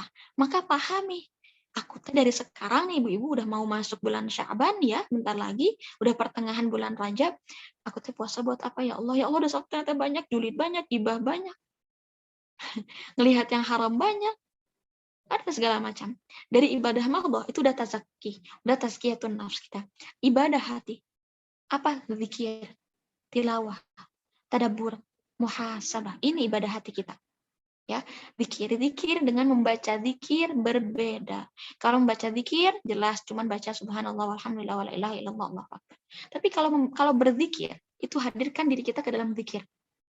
Subhanallah, maha suci Allah, ya Allah engkau maha suci, ya aku banyak dosa, aku banyak khilaf sama anak, sama suami, sama mertua, sama orang tua, sama teman, sama guru, sama bahkan dengan diri aku sendiri aja aku banyak dosa. Engkau yang maha suci, Allah sucikan aku ya Allah. Karena orang-orang yang suci lah yang berhak masuk surga, orang-orang yang suci lah yang bisa membawa keluarganya masuk surga, gitu ya. Maha suci Allah, masya Allah, la ilaha illallah, tidak Tuhan saya, la haula wala quwata illa billah. Itu kita tadabburi, itu kita hayati. Itu zikir, bukan membaca zikir, ya. Berzikir bukan membaca zikir. Tilawah, baca Quran. Ibadah hati itu tilawah, zikir, sabar, tadabbur. Apa yang dibaca kita lihat maknai, muhasabah, timbang-timbang.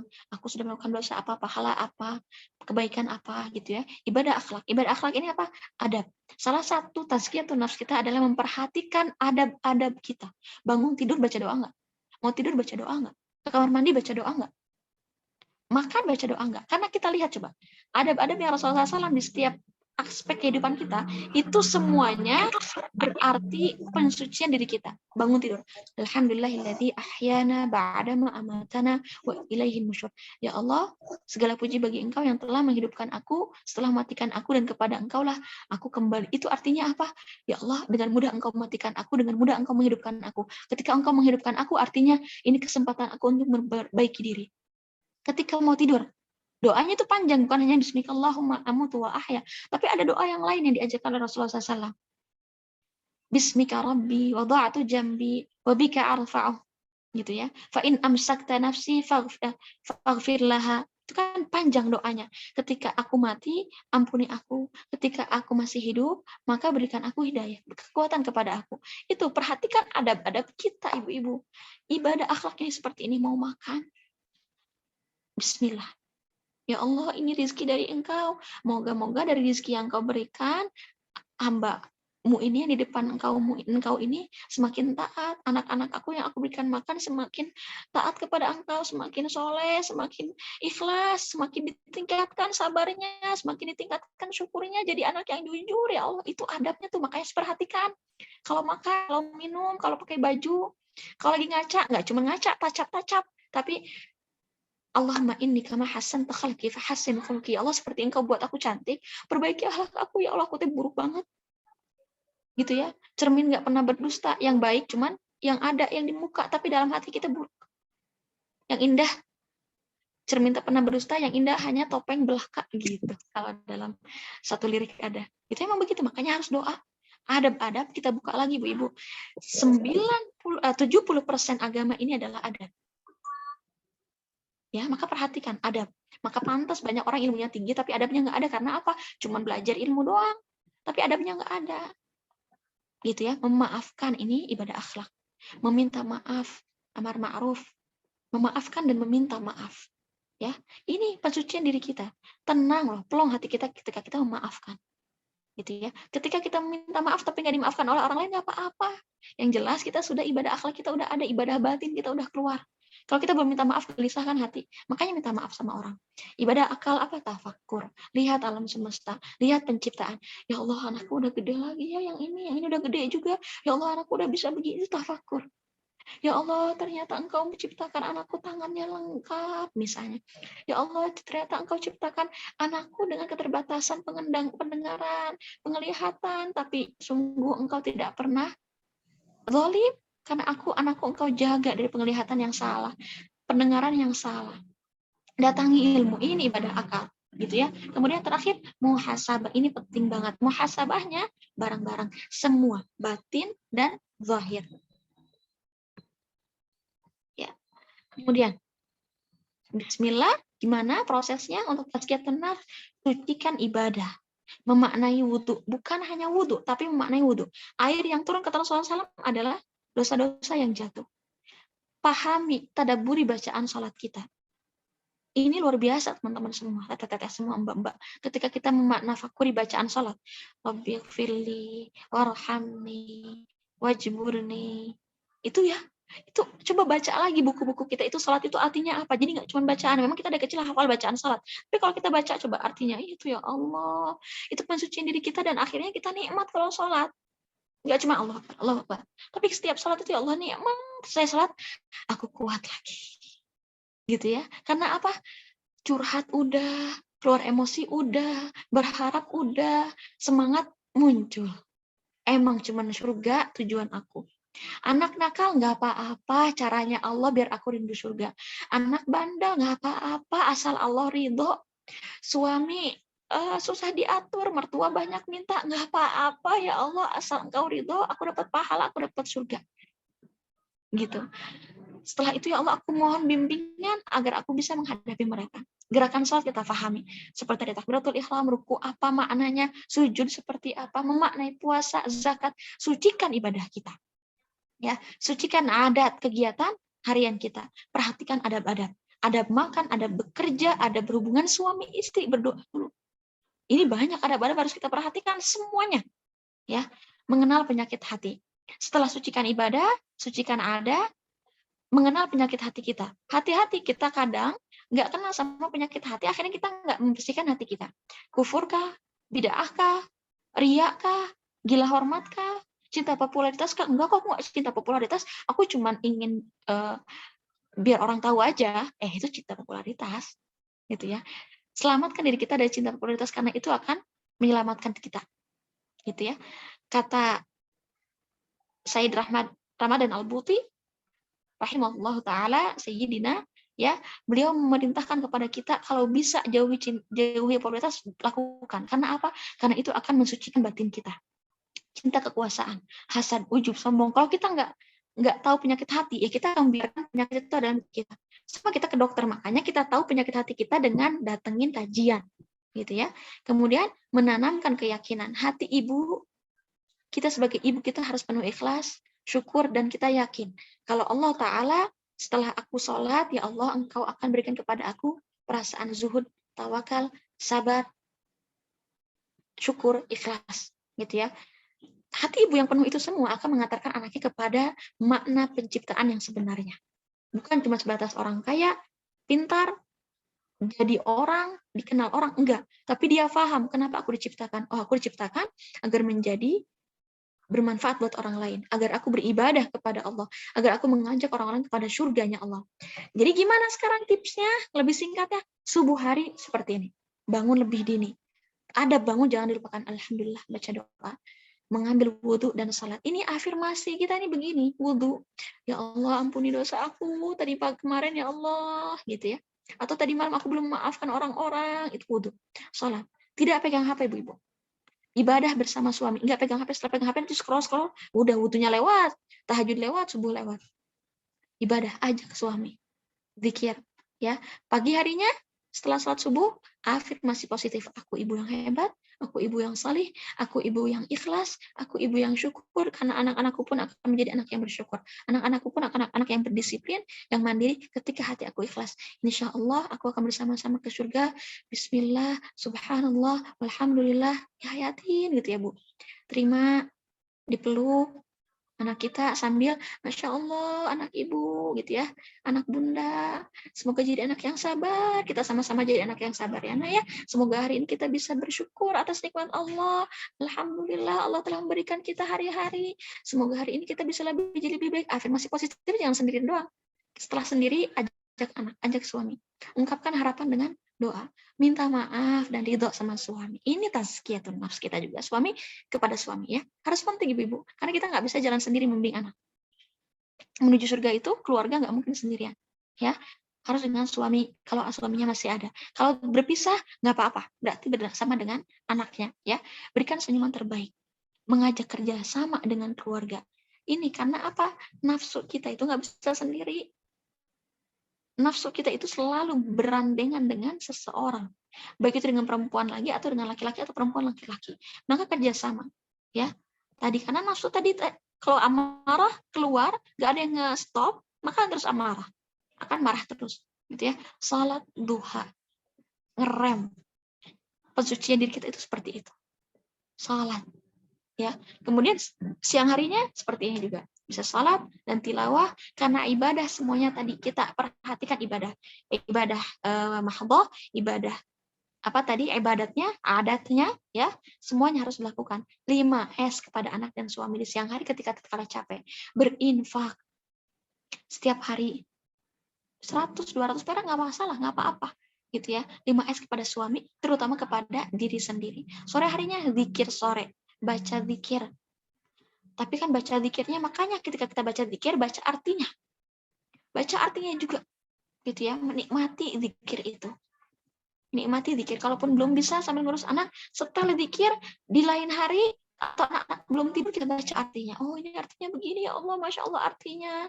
Gitu ya. Kemudian sambut anak dan suami, afirmasi positif lagi di sore hari. Nggak cuma pagi, tapi di sore hari juga. Untuk apa?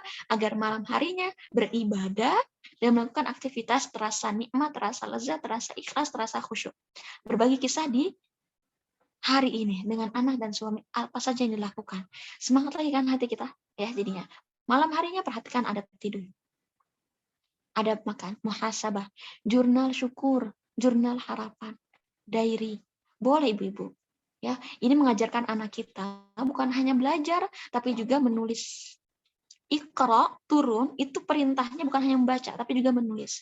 Maka tunaikan, tuntaskan tazkiyatun nafs kita dengan mengucapkan syukur kepada Allah berupa kata-kata ataupun berupa tulisan.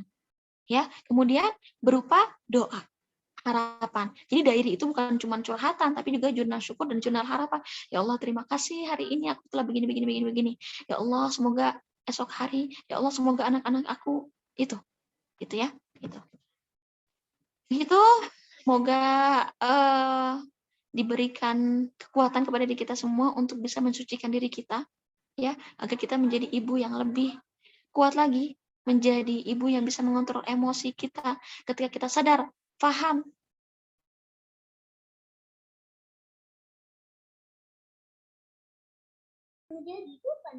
Masya Allah, Alhamdulillah. Jazakillahumul khair untuk Ustazah Nabila yang sudah memberikan banyak sekali ya dari awal sampai akhir ini bertabur apa ya tadi tazkirah ya, pengingat buat kita ya bagaimana caranya kita bukan cuman sekedar jadi ibu bahagia gitu ya, bukan cuman mulai emosi tapi juga menata kembali, membersihkan hati kita, gimana konsepnya hingga praktiknya. Masya Allah tadi dari awal sampai akhir ya kita diingatkan bahwa betapa mulianya peran seorang ibu disetarakan gitu ya dengan perannya Rasul gitu tadi, taklim, tadkir dan tazakinya tadi, Masya Allah. Insya Allah di sini teman-teman makin siang makin banyak yang hadir, makin ramai juga pertanyaannya. Sini sudah mantri, Ustazah. Insya Allah saya pilihkan dulu ya 3 pertanyaan pertama. Mudah-mudahan waktunya cukup. Di sini pertanyaan pertama dari tunggu sebentar. Oke, sebentar. Sambil menunggu sebentar, saya scroll ini panjang juga. Oke, tapi di sini oke. Pertanyaan dari masuk ke DM saya nih, Teh. Assalamualaikum, Teh. Semisal saya lagi emosi karena kelelahan dan merasa lagi kecewa dengan perkembangan anak-anak yang belum sesuai ekspektasi, sadar lagi masuk perfectionist area, terus memilih untuk diam dulu seharian untuk mengolah emosi. Terus besoknya baru berbicara baik-baik face to face dengan anak-anak, mengungkapkan penyebab diam dan harapan saya. Kira-kira apakah diamnya saya seharian kemarin itu termasuk contoh yang tidak baik? Ini pertanyaan dari Mbak Ike dari Flores gitu, Ustazah Nabila. Mungkin bisa masuk pertanyaan pertama, dijawab dulu atau ditampung? Gimana? Langsung aja ya. Ya, monggo silahkan. Apakah salah kalau kita diam? Kalau kita lihat ya, Kak Fatimah, Rasulullah SAW itu pernah loh mendiamkan istri-istrinya, gitu ya. Jadi ketika istri-istrinya berantem, bertengkar itu hanya karena sebuah makanan, gitu ya. Yang Rasulullah SAW lakukan apa? Diam sampai akhirnya Allah memberikan wahyu kepada beliau. Gitu. Jadi kalaupun kita mau narik diri, take rest sebentar, nggak masalah. Asalkan kita sampaikan alasan kepada anak-anak kita kenapa kita diam, kenapa kita seperti itu. Jadi ada alasan, ada anak-anak pun akan merasa dihargai. Karena apa? Oh berarti keberadaan aku diakui. Kalau kita cuek, kalau kita diam tapi nggak dikasih tahu alasannya, oh berarti aku nggak berarti, aku nggak berharga. Jadi nggak masalah kalau mau diam nggak apa-apa, asalkan setelah itu kita kasih tahu alasan. Berarti kita menganggap mereka ada dan mereka pun akan menganggap kita ada. Keberadaan kita dan itu kan jadi berharga ya. Kita saling menghargai jadinya. Nggak masalah kok. Gitu. Karena itu tadi kan kalau Rasulullah SAW mengajarkan kita kalau kita marah apa? Duduk. Kalau lagi berdiri duduk, lagi duduk masih marah berbaring. Kalau masih berbaring ya udah wudu. Kalau masih wudu sholat lah gitu. Itu artinya apa? Itu tuh proses berdiam diri, Kak Fatimah. Itu juga proses berdiam diri, jadi nggak apa-apa, nggak masalah gitu ya, asalkan tadi ada alasan dan ada proses sikap yang diambil begitu. Wallahu a'lam bishawab.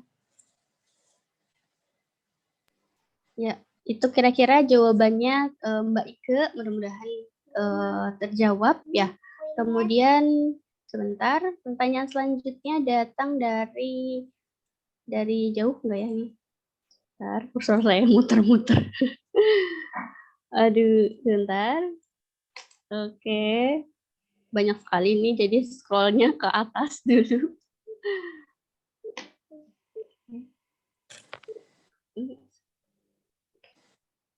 Bentar. Oke. Bentar ya, Tah. Ini Assalamualaikum Teh Nabila. Pertanyaannya dari tunggu sebentar. Ini mundur-mundur dulu karena apa namanya?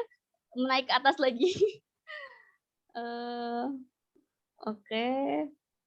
Sabar. Belajar insight istighfar cantik nih dari kalimat thayyibah. Oke. Bentar. pertanyaan dari Mbak Prawita, Masya Allah. Akhirnya ketemu juga. Assalamualaikum, saya Prawita mau bertanya, Teh kalau saya lagi burn out, untuk bangkit semangat lagi itu kok susah banget ya, apakah ada pengaruhnya sama kondisi hati yang nggak bersih? Adakah kiat-kiat agar mengembalikan semangat kembali?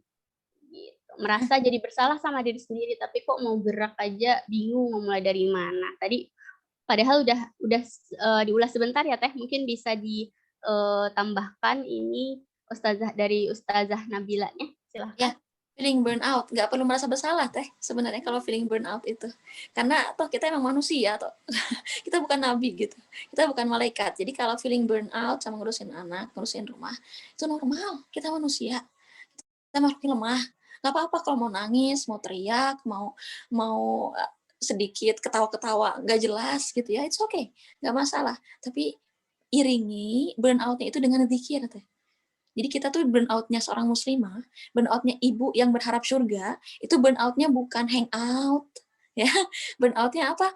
Nangis boleh, hangout boleh, tapi zikir keluar.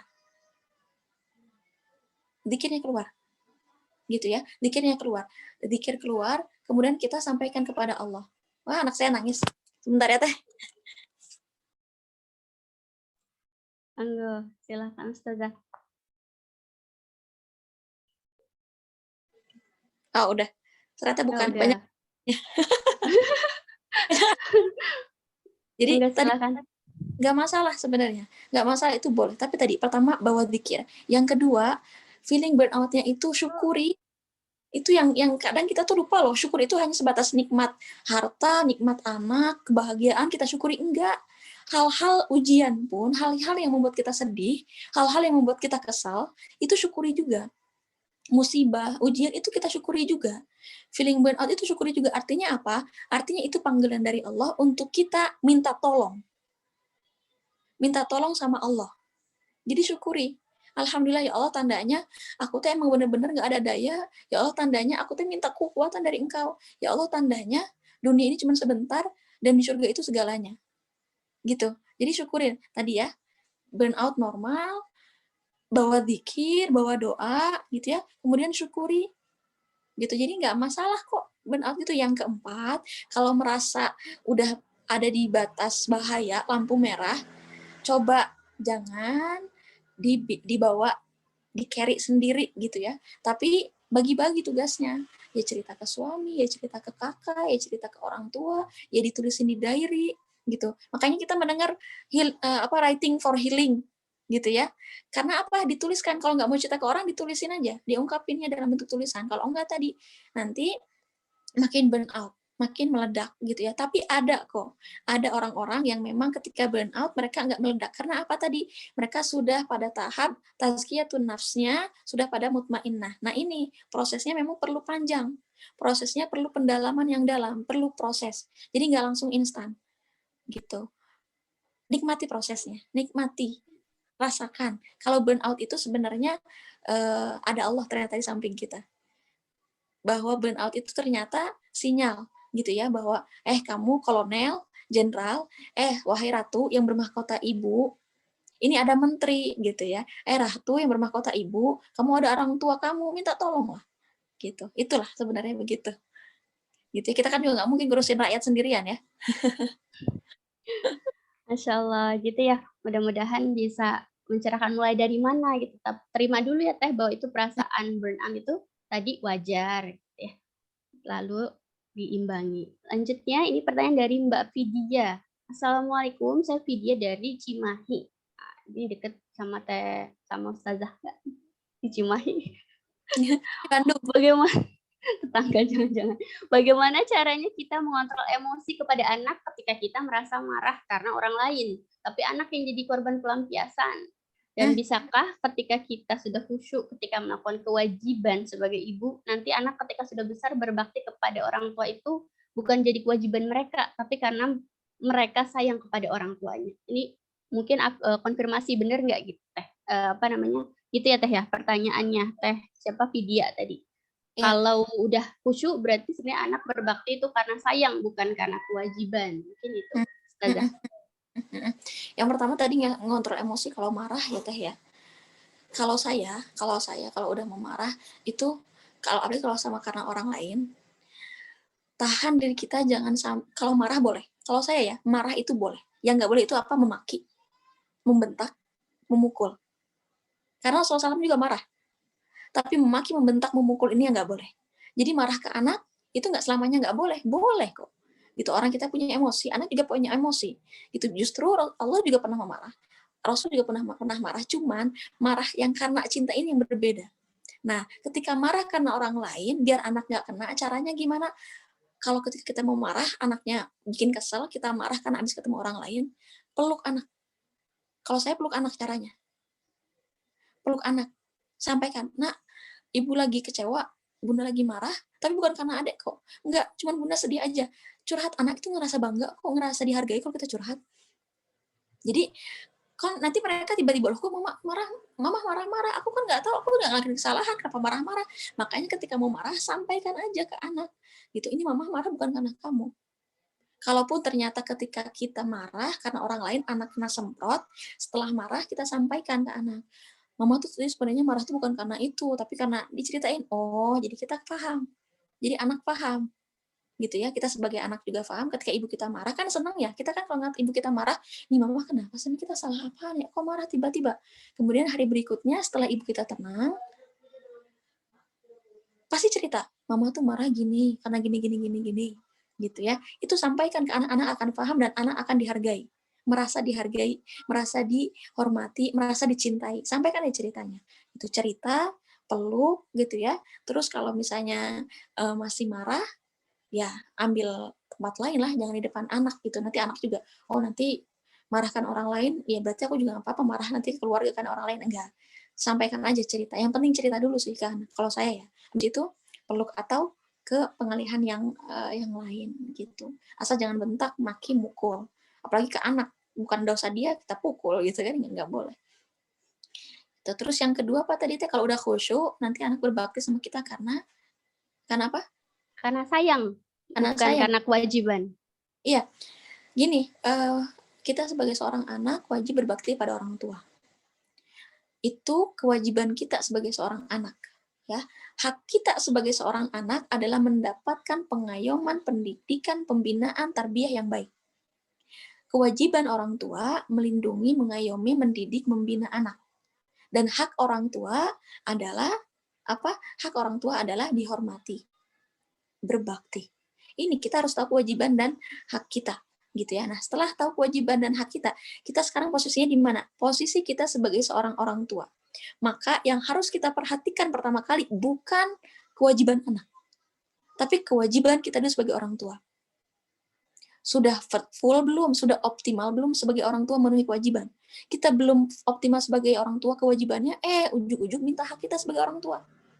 Tiba-tiba minta kewajiban anak, kamu wajib berbakti kepada orang tua, kamu wajib menghormati orang tua. Kitanya sendiri nggak memenuhi kewajiban kita. Ini kan nggak compare dong, Kak Fatimah ya. Zolim jadinya. Makanya penuhi dulu, optimalkan dulu kewajiban kita. Ini yang di bayangan kita, jangan dulu anak berbakti. Penuhi dulu kewajiban kita sebagai orang tua. Dengan sendirinya hak kita sebagai orang tua akan terpenuhi. Karena apa? Kita udah penuhi kewajiban, anak akan paham kewajiban dia sebagai apa. Gitu. Kalau misalnya kita menuntut anak kewajibannya, sedangkan kita belum memenuhi kewajiban kita, yang ada apa? Saling tuntut menuntut nanti. Tuntut menuntut. Anak nanti bilang, orang tua nanti bilang, kamu harus berbakti sama orang tua. Anak nanti bilang apa? Aku nggak minta dilahirkan. Gitu kan? Karena apa? Ya karena kita nggak penuhi kewajiban kita sebagai orang tua. Nuntut aja terus kita sebagai orang tua. Anak minta tuntutan sebagai kepada orang tua karena kita nggak dididik sebagai yang benar. Gitu. Jadi apa? Tadi fokuskan diri kita, peran kita sebagai hamba Allah yang dititipi anak, ya, yang dititipi anak amanah, yang dititipi anak untuk jadi guru, untuk jadi teman ibadah, untuk jadi sahabat. Nanti anak berbakti itu mah bonus. Kalau kata Allah, kamu udah optimal memenuhi kewajiban kamu, baru itu dapat. Allah yang menilai, bukan kita. Karena apa? Ini kan titipan Allah. Amanah dari Allah. Kalau kata Allah nilainya 100 semua, nggak ada contreng merah, nggak ada rapot merah, ya pasti bakal dikasih. Gitu. Maka pasti kalau orang tua khusyuk memenuhi perannya sebagai seorang orang tua, anak tuh nikmat loh ngerasanya. cintanya begitu. Orang tua marah, yang anak terima bukan makian, bukan kemarahan, bukan bentakan, tapi cinta. Makanan nggak enak pun anak makan karena tahu orang tua udah berusaha berjuang ngasih makanan gitu. Jadi tadi kayak ini teh kata Rasulullah SAW kan, seorang anak Adam akan terputus segala amalannya kecuali 3 ya. Apa aja? Shadaqatun jariyah, ilmun yantafa'u bih, waladun shalih yad'ulah. Anak soleh yang mendoakan. Kita tuh suka langsung tiba-tiba ke sini. Anak soleh yang mendoakan. Kamu anak yang soleh itu yang mendoakan, doakan ibumu. Coba kalau mau anak soleh, kita sudah menganggap apa yang kita kasih ke anak kita ini sodako belum? Kita masih sering minta balasan, imbalan. Harus sodako jariyah dulu yang kita kasih ke anak, ini kita bernilai sodako atau bernilai balas budi. Baru nanti kalau udah sodako jariyah, ya kemudian ilmu yang kita berikan ke anak, mendekatkan anak kepada Allah nggak, takut sama Allah nggak, atau cuman biar jadi orang. Nanti kalau udah kita barang bayangan kita nih, yang aku berikan ke anak aku ya Allah itu sebatas sebagai sodako, nafkahnya sebagai zakat aku, sebagai pensucian diri aku, ilmu yang aku ajarkan biar anakku dekat dengan Allah, maka anak ini akan jadi anak soleh. Jadi berurutan nih, jangan langsung ke sini, tapi harus ini dulu. Ini berurutan gitu ya. Itu nanti jadi bedakan antara anak berbakti karena takut, karena hanya batas kewajiban, tapi kita ingin anak-anak kita berbakti kepada kita bukan hanya sebatas kewajiban, tapi kebutuhan jiwanya dia, cinta sama Allah, rindu surga berkumpul bareng, itu yang kita inginin. Anak berbakti karena rindu surga bareng-bareng, bukan sebatas kewajiban. Gitu teh. Gitu, Masya Allah. Jadi Zuminar kita tazkiyatun nafs, bersihkan hati, jadi ibu happy, anti emosi, berarti emosinya nggak anti ya Ustazah ya, tapi dikelola tadi ya, pilih. Betul. Jadi marah for good juga ada gitu kalau kita mengeluarkannya tadi dengan cinta. Dan tadi berkenaan dengan orang tua, maka kita dahulukan sebagai orang tua, kalau posisinya dahulukan kewajiban dulu, karena cinta tadi kata kerja ya, kita berikan dulu, baru kita nanti akan dengan sendirinya dapat bonus kebaikan-kebaikan dari anak dan dari Allah. Selanjutnya dari pertanyaan selanjutnya Ustazah dari Fadiatul Haq. Assalamualaikum, saya Fadiah dari Jakarta, izin bertanya, bagaimana menjaga ruhiyah kita saat sedang haid? Kadang menjelang masa haid itu lebih mudah untuk emosi, lalu amalan hati. Apa saja yang bisa kita amalkan saat haid? Jazakillah khairan. Silakan Mang. Menjelang haid, karena emang emosi mah emang diciptakan Allah begitu kalau lagi haid. Yang pertama, sampaikan ke suami kalau udah bersuami ya. Kalau udah bersuami, jadi jangan sampai kita MS marah-marah, suami nggak tahu, ya bingung mereka gitu. Kalau ke anak-anak yang udah pada paham, sampaikan juga. Kalau belum paham, ya minta maaf aja atau dipeluk gitu ya. Yang penting suami sih. Jadi ketika lagi marah-marah emosi, biarkan suami yang nge-handle anak-anak gitu ya. Kitanya yang kontrol diri gitu. Jadi suami yang langsung nge-handle segala macam. Paling bilang aja ke anak, mama lagi capek, mama lagi ini gitu ya. Nanti ya maaf, dibilangkan juga ke anak, tapi tanpa, mereka kan nggak ngerti kenapa menstruasi jadi marah-marah kalau yang masih pada kecil. Kalau udah pada balik kan pasti paham ya. Tapi kalau anak-anak kan cuma disampaikan aja, nanti ya mama lagi, bunda lagi nggak enak hatinya, lagi mau marah-marah, adik mau dimarahin nggak sama bunda? Nanti kan nggak mau, pasti lari gitu ya. Jadi sampaikan ke suami dan ke anak. Kemudian yang kedua, biar nggak hormonnya negatif banget, zikir itu amalan umat Nabi Muhammad yang bisa dilakukan dalam posisi apapun, yang pahalanya seluas langit dan bumi gitu ya. Kalau teman-teman ada yang anggapan pegang Al-Quran ketika haid ini nggak boleh, zikir mah boleh, lagi tiduran juga boleh, rebahan juga boleh. Bahkan nikmatnya umat Islam itu, umat Nabi Muhammad ketika lagi kena corona, ketika lagi stroke, zikir itu hati dapat pahala juga seluas langit dan bumi. Tamla'ani atau tamla'u ma bainas sama'i wal ardh, kata Rasulullah SAW. Zikir, tasbih, tahlil, tahmid itu gitu tuh. Jadi lagi haid juga tetap zikir teh bawa. Jadi jangan cuma aku lagi haid nih, lagi PMS. Ya jangan dituhankan PMS-nya. Tuhan kita Allah. Apa sih PMS itu singkatannya? Menstruasi sindrom. Premenstrual syndrome ya. Gitu ya. Jadi jangan dijadikan alibi, tapi dijadikan alat zikir gitu, alat kenal sama Allah. Ya Allah ini sakit, ya Allah subhanallah, istighfar aja, dibawa zikir gitu. Karena emang begitu. Ya emosi yang negatif harus diobati dengan yang positif. Positifnya apa? Zikir. Karena setelah zikir kita suka positifnya lagi. Kalau lagi marah-marah, bawaannya ingin beres-beres. Setelah beres-beres plok. Gitu. Nah, produktif banget itu. Tapi kadang ngeselin teh, kadang ngeselin Kak Fatimah karena apa? Ini anak siapa yang urus, bersih-bersih aja gitu. Kan lagi kesel gitu. Suami juga suka kesel karena kerjaan beres-beres aja terus. Sedangkan itu healingnya. Itu jadi dikenali biar si PMS-nya ini emosi negatifnya ketemu sama yang positif kan jadi klop ya. Kalau negatif kan magnet aja begitu. Kalau sama yang positif pasti jadi baik. Maka ketahui setelah dikir apa nih yang bikin mood kita enak ya. Bersih-bersih kek, ya baca buku kek, ya makan, atau mau lihat yang hijau-hijau, enggak. Tapi sambil dibawa zikir, dinikmati, ya Allah ini PMS aku teh, rahim aku dari Allah, menstruasi juga dari Allah, emosi juga dari Allah. Tolong jangan lama-lama gitu.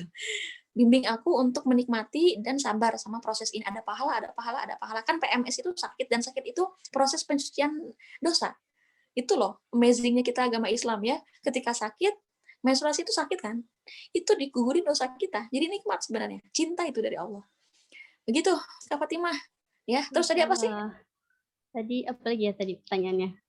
Iya, amalan tadi ya, ketika haid itu zikir tadi ya. Udah, insyaallah. Zikir bisa juga sedekah gitu ya. Banyak sebenarnya. Jadi jangan dibatasi ibadah itu yang mahdoh, puasa, zakat, saum. Enggak. Ibadah kita tuh semua zikir ada, senyum juga sedekah ibadah gitu. Nasihat juga ibadah. Baca buku kalau diniatkan untuk mendekatkan diri sama Allah ibadah. Masak untuk membuat anak-anak bahagia ibadah. Bersih-bersih ibadah. Gitu ya. Gitu. Ya gitu insyaallah Teh siapa tadi ya? Teh Fadiah.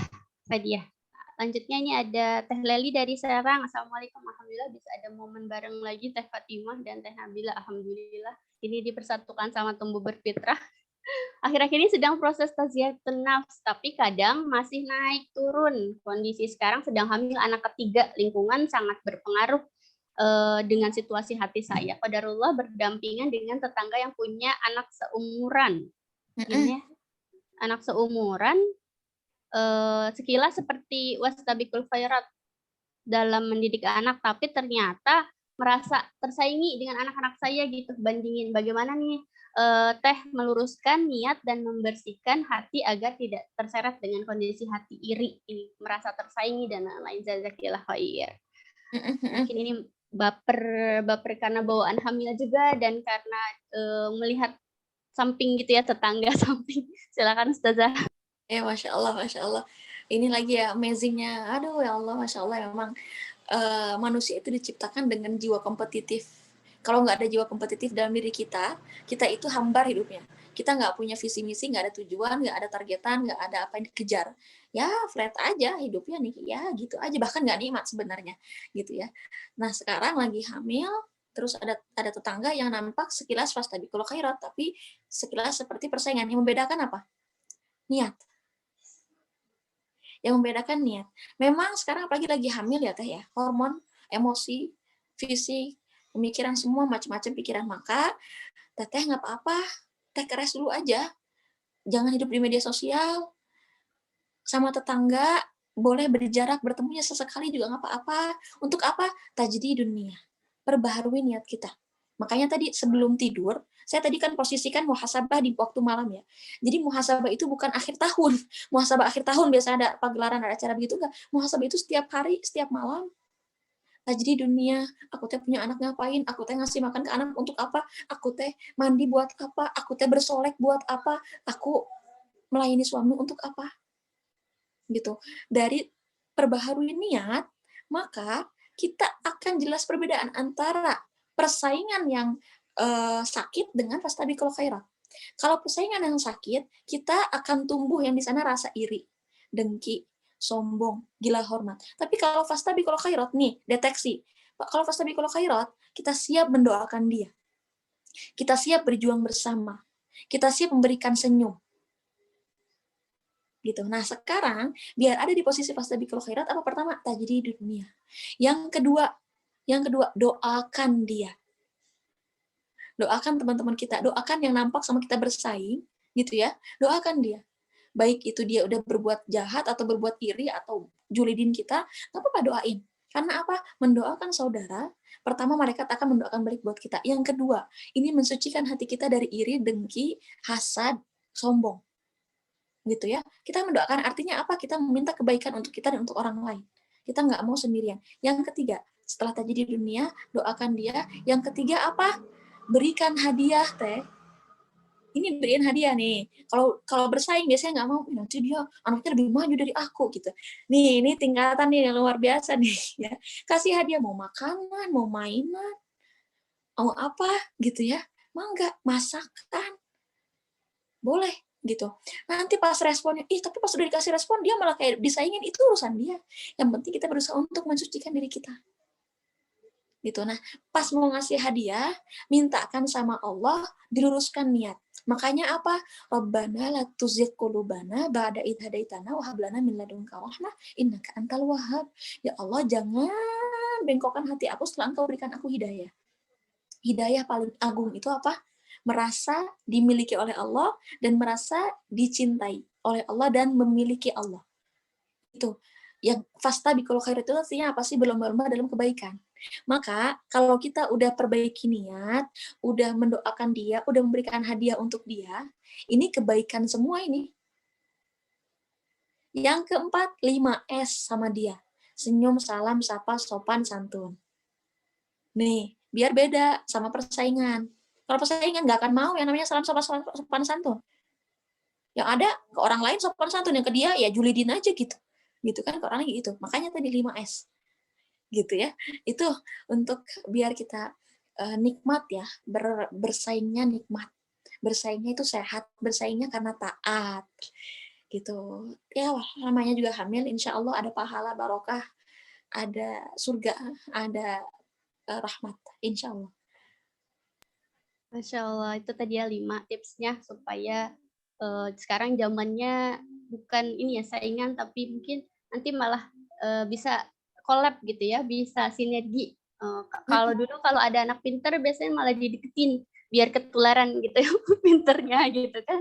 Kalau ada teman sekolah yang soleh dideketin aja gitu. Makanya ketika tadi kata ustazahnya malah berikan hadiah, malah berikan kita apa namanya?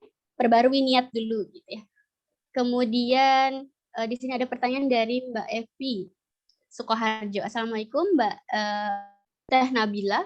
Izin bertanya bagaimana cara memulai tazkiyatun nafs yang benar? Amalan apa yang membantu? Bolehkah misal amalan yang biasa-biasa aja tapi continue itu dilakukan, dan bagaimana agar kita bisa stabil dan istiqomah? Iya, sebenarnya tadi ya, esensi tazkiyatun nafs itu apa sih tadi? Ibadah hati, menyadari bahwa kita adalah hamba Allah dan ada Allah. Itu nggak mesti ibadahnya yang gede-gede, enggak. Yang penting nikmati dan merasa diawasi oleh Allah. Be mindful mom with iman, itu artinya apa? Ketika kita hidup melakukan apapun kita merasa dilihat oleh Allah. Ihsan, anta abudallah ka'annaka tarahu fa illam takun tarahu fa innahu yaraka. Kita kasih makan ke anak, bukan kasih makan, tapi Allah ngelihat kita kasih makan anak. Kita sholat bukan sekedar sholat, tapi Allah ngelihat kita sholat.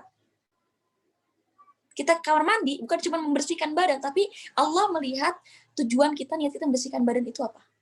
Itu, jadi esensi dari tazkiyatun nafs adalah merasa diawasi, merasa dilihat oleh Allah, merasa diperhatikan oleh Allah. Itu teh. Jadi, dan Rasulullah SAW menyatakan, ahabbal amal ilallah adwamuha wa in qalla. Allah mencintai sebuah amal yang meskipun sedikit tapi continue dan berisi.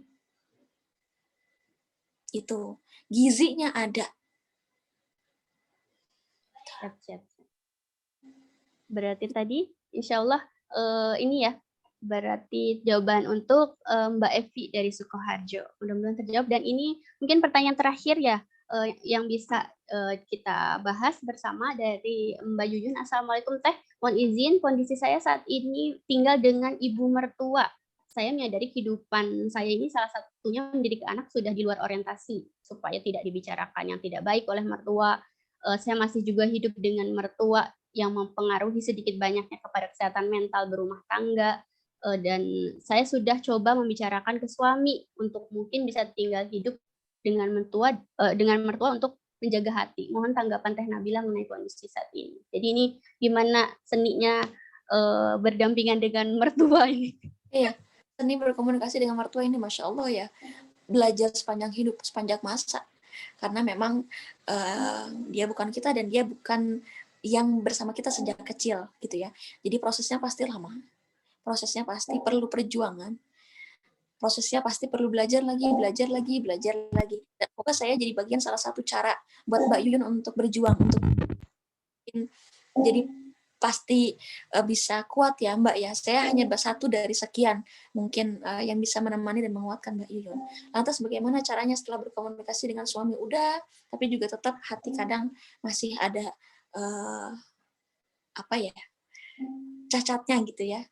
Maka yang pertama, kita pandang siapapun, baik mertua, orang tua, suami, bibi, paman, yang punya masalah dengan kita, dengan pandangan bahwa beliau adalah hamba Allah, saya hamba Allah. Dia manusia, saya manusia. Kita sama-sama diberikan surga, sama-sama diancam oleh neraka. Sama-sama akan menjadi mayit, sama-sama diberikan tanggung jawab, maka peran kita adalah mengoptimalkan tugas kita aja. Kalau dia masih bersikap buruk, itu urusan sama Allah. Tapi jadi gini, kita tidak akan dihisab atas perbuatan orang lain. Tapi kita dihisab atas pilihan dan perbuatan kita, gitu ya. Maka apa?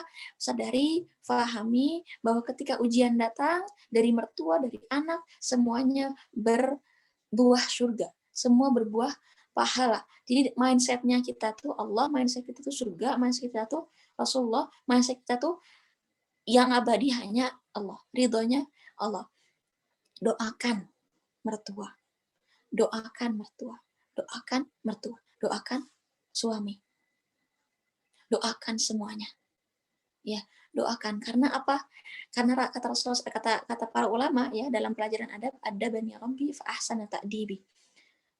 Rasulullah SAW menyatakan, Allah mengajari aku adab, maka aku adalah sebaik-baik pemilik atau yang adabnya paling bagus. Maka bagaimana adabnya Rasulullah SAW? Sering mendoakan, sering berbuat baik meskipun orang lain berbuat jahat kepada beliau, meskipun orang lain berzalim kepada beliau. Anak Fudail bin Iyad punya anak namanya Ali. Ali ini bandel. Ali ini bandel luar biasa, nggak punya anak. Akhirnya apa kata Fudail bin Iyad tentang anaknya? Ya Allah, wahai Tuhanku, aku telah berjuang untuk mendidik anakku dengan sebaik-baik adab. Dan aku pun sudah berjuang agar adabku baik di depan anakku. Tapi adabku masih buruk. Maka jadikanlah anakku ini, Ali ini, ada sebagai guru untuk pendidik adabku. Ini keren banget ya. Luar biasa. Maka jadikanlah Ali anakku ini, yang buruk adabnya ini, sebagai guru untuk aku, untuk memperbaiki adab aku, untuk memperbaiki akhlak aku. Maka di luar itu ternyata Allah mendengarkan doa itu gitu ya. Maka Ali menjadi ulama juga, tabi'at yang membawa risalah, yang membawa nasihat-nasihat ayahnya Fudail bin Iyad.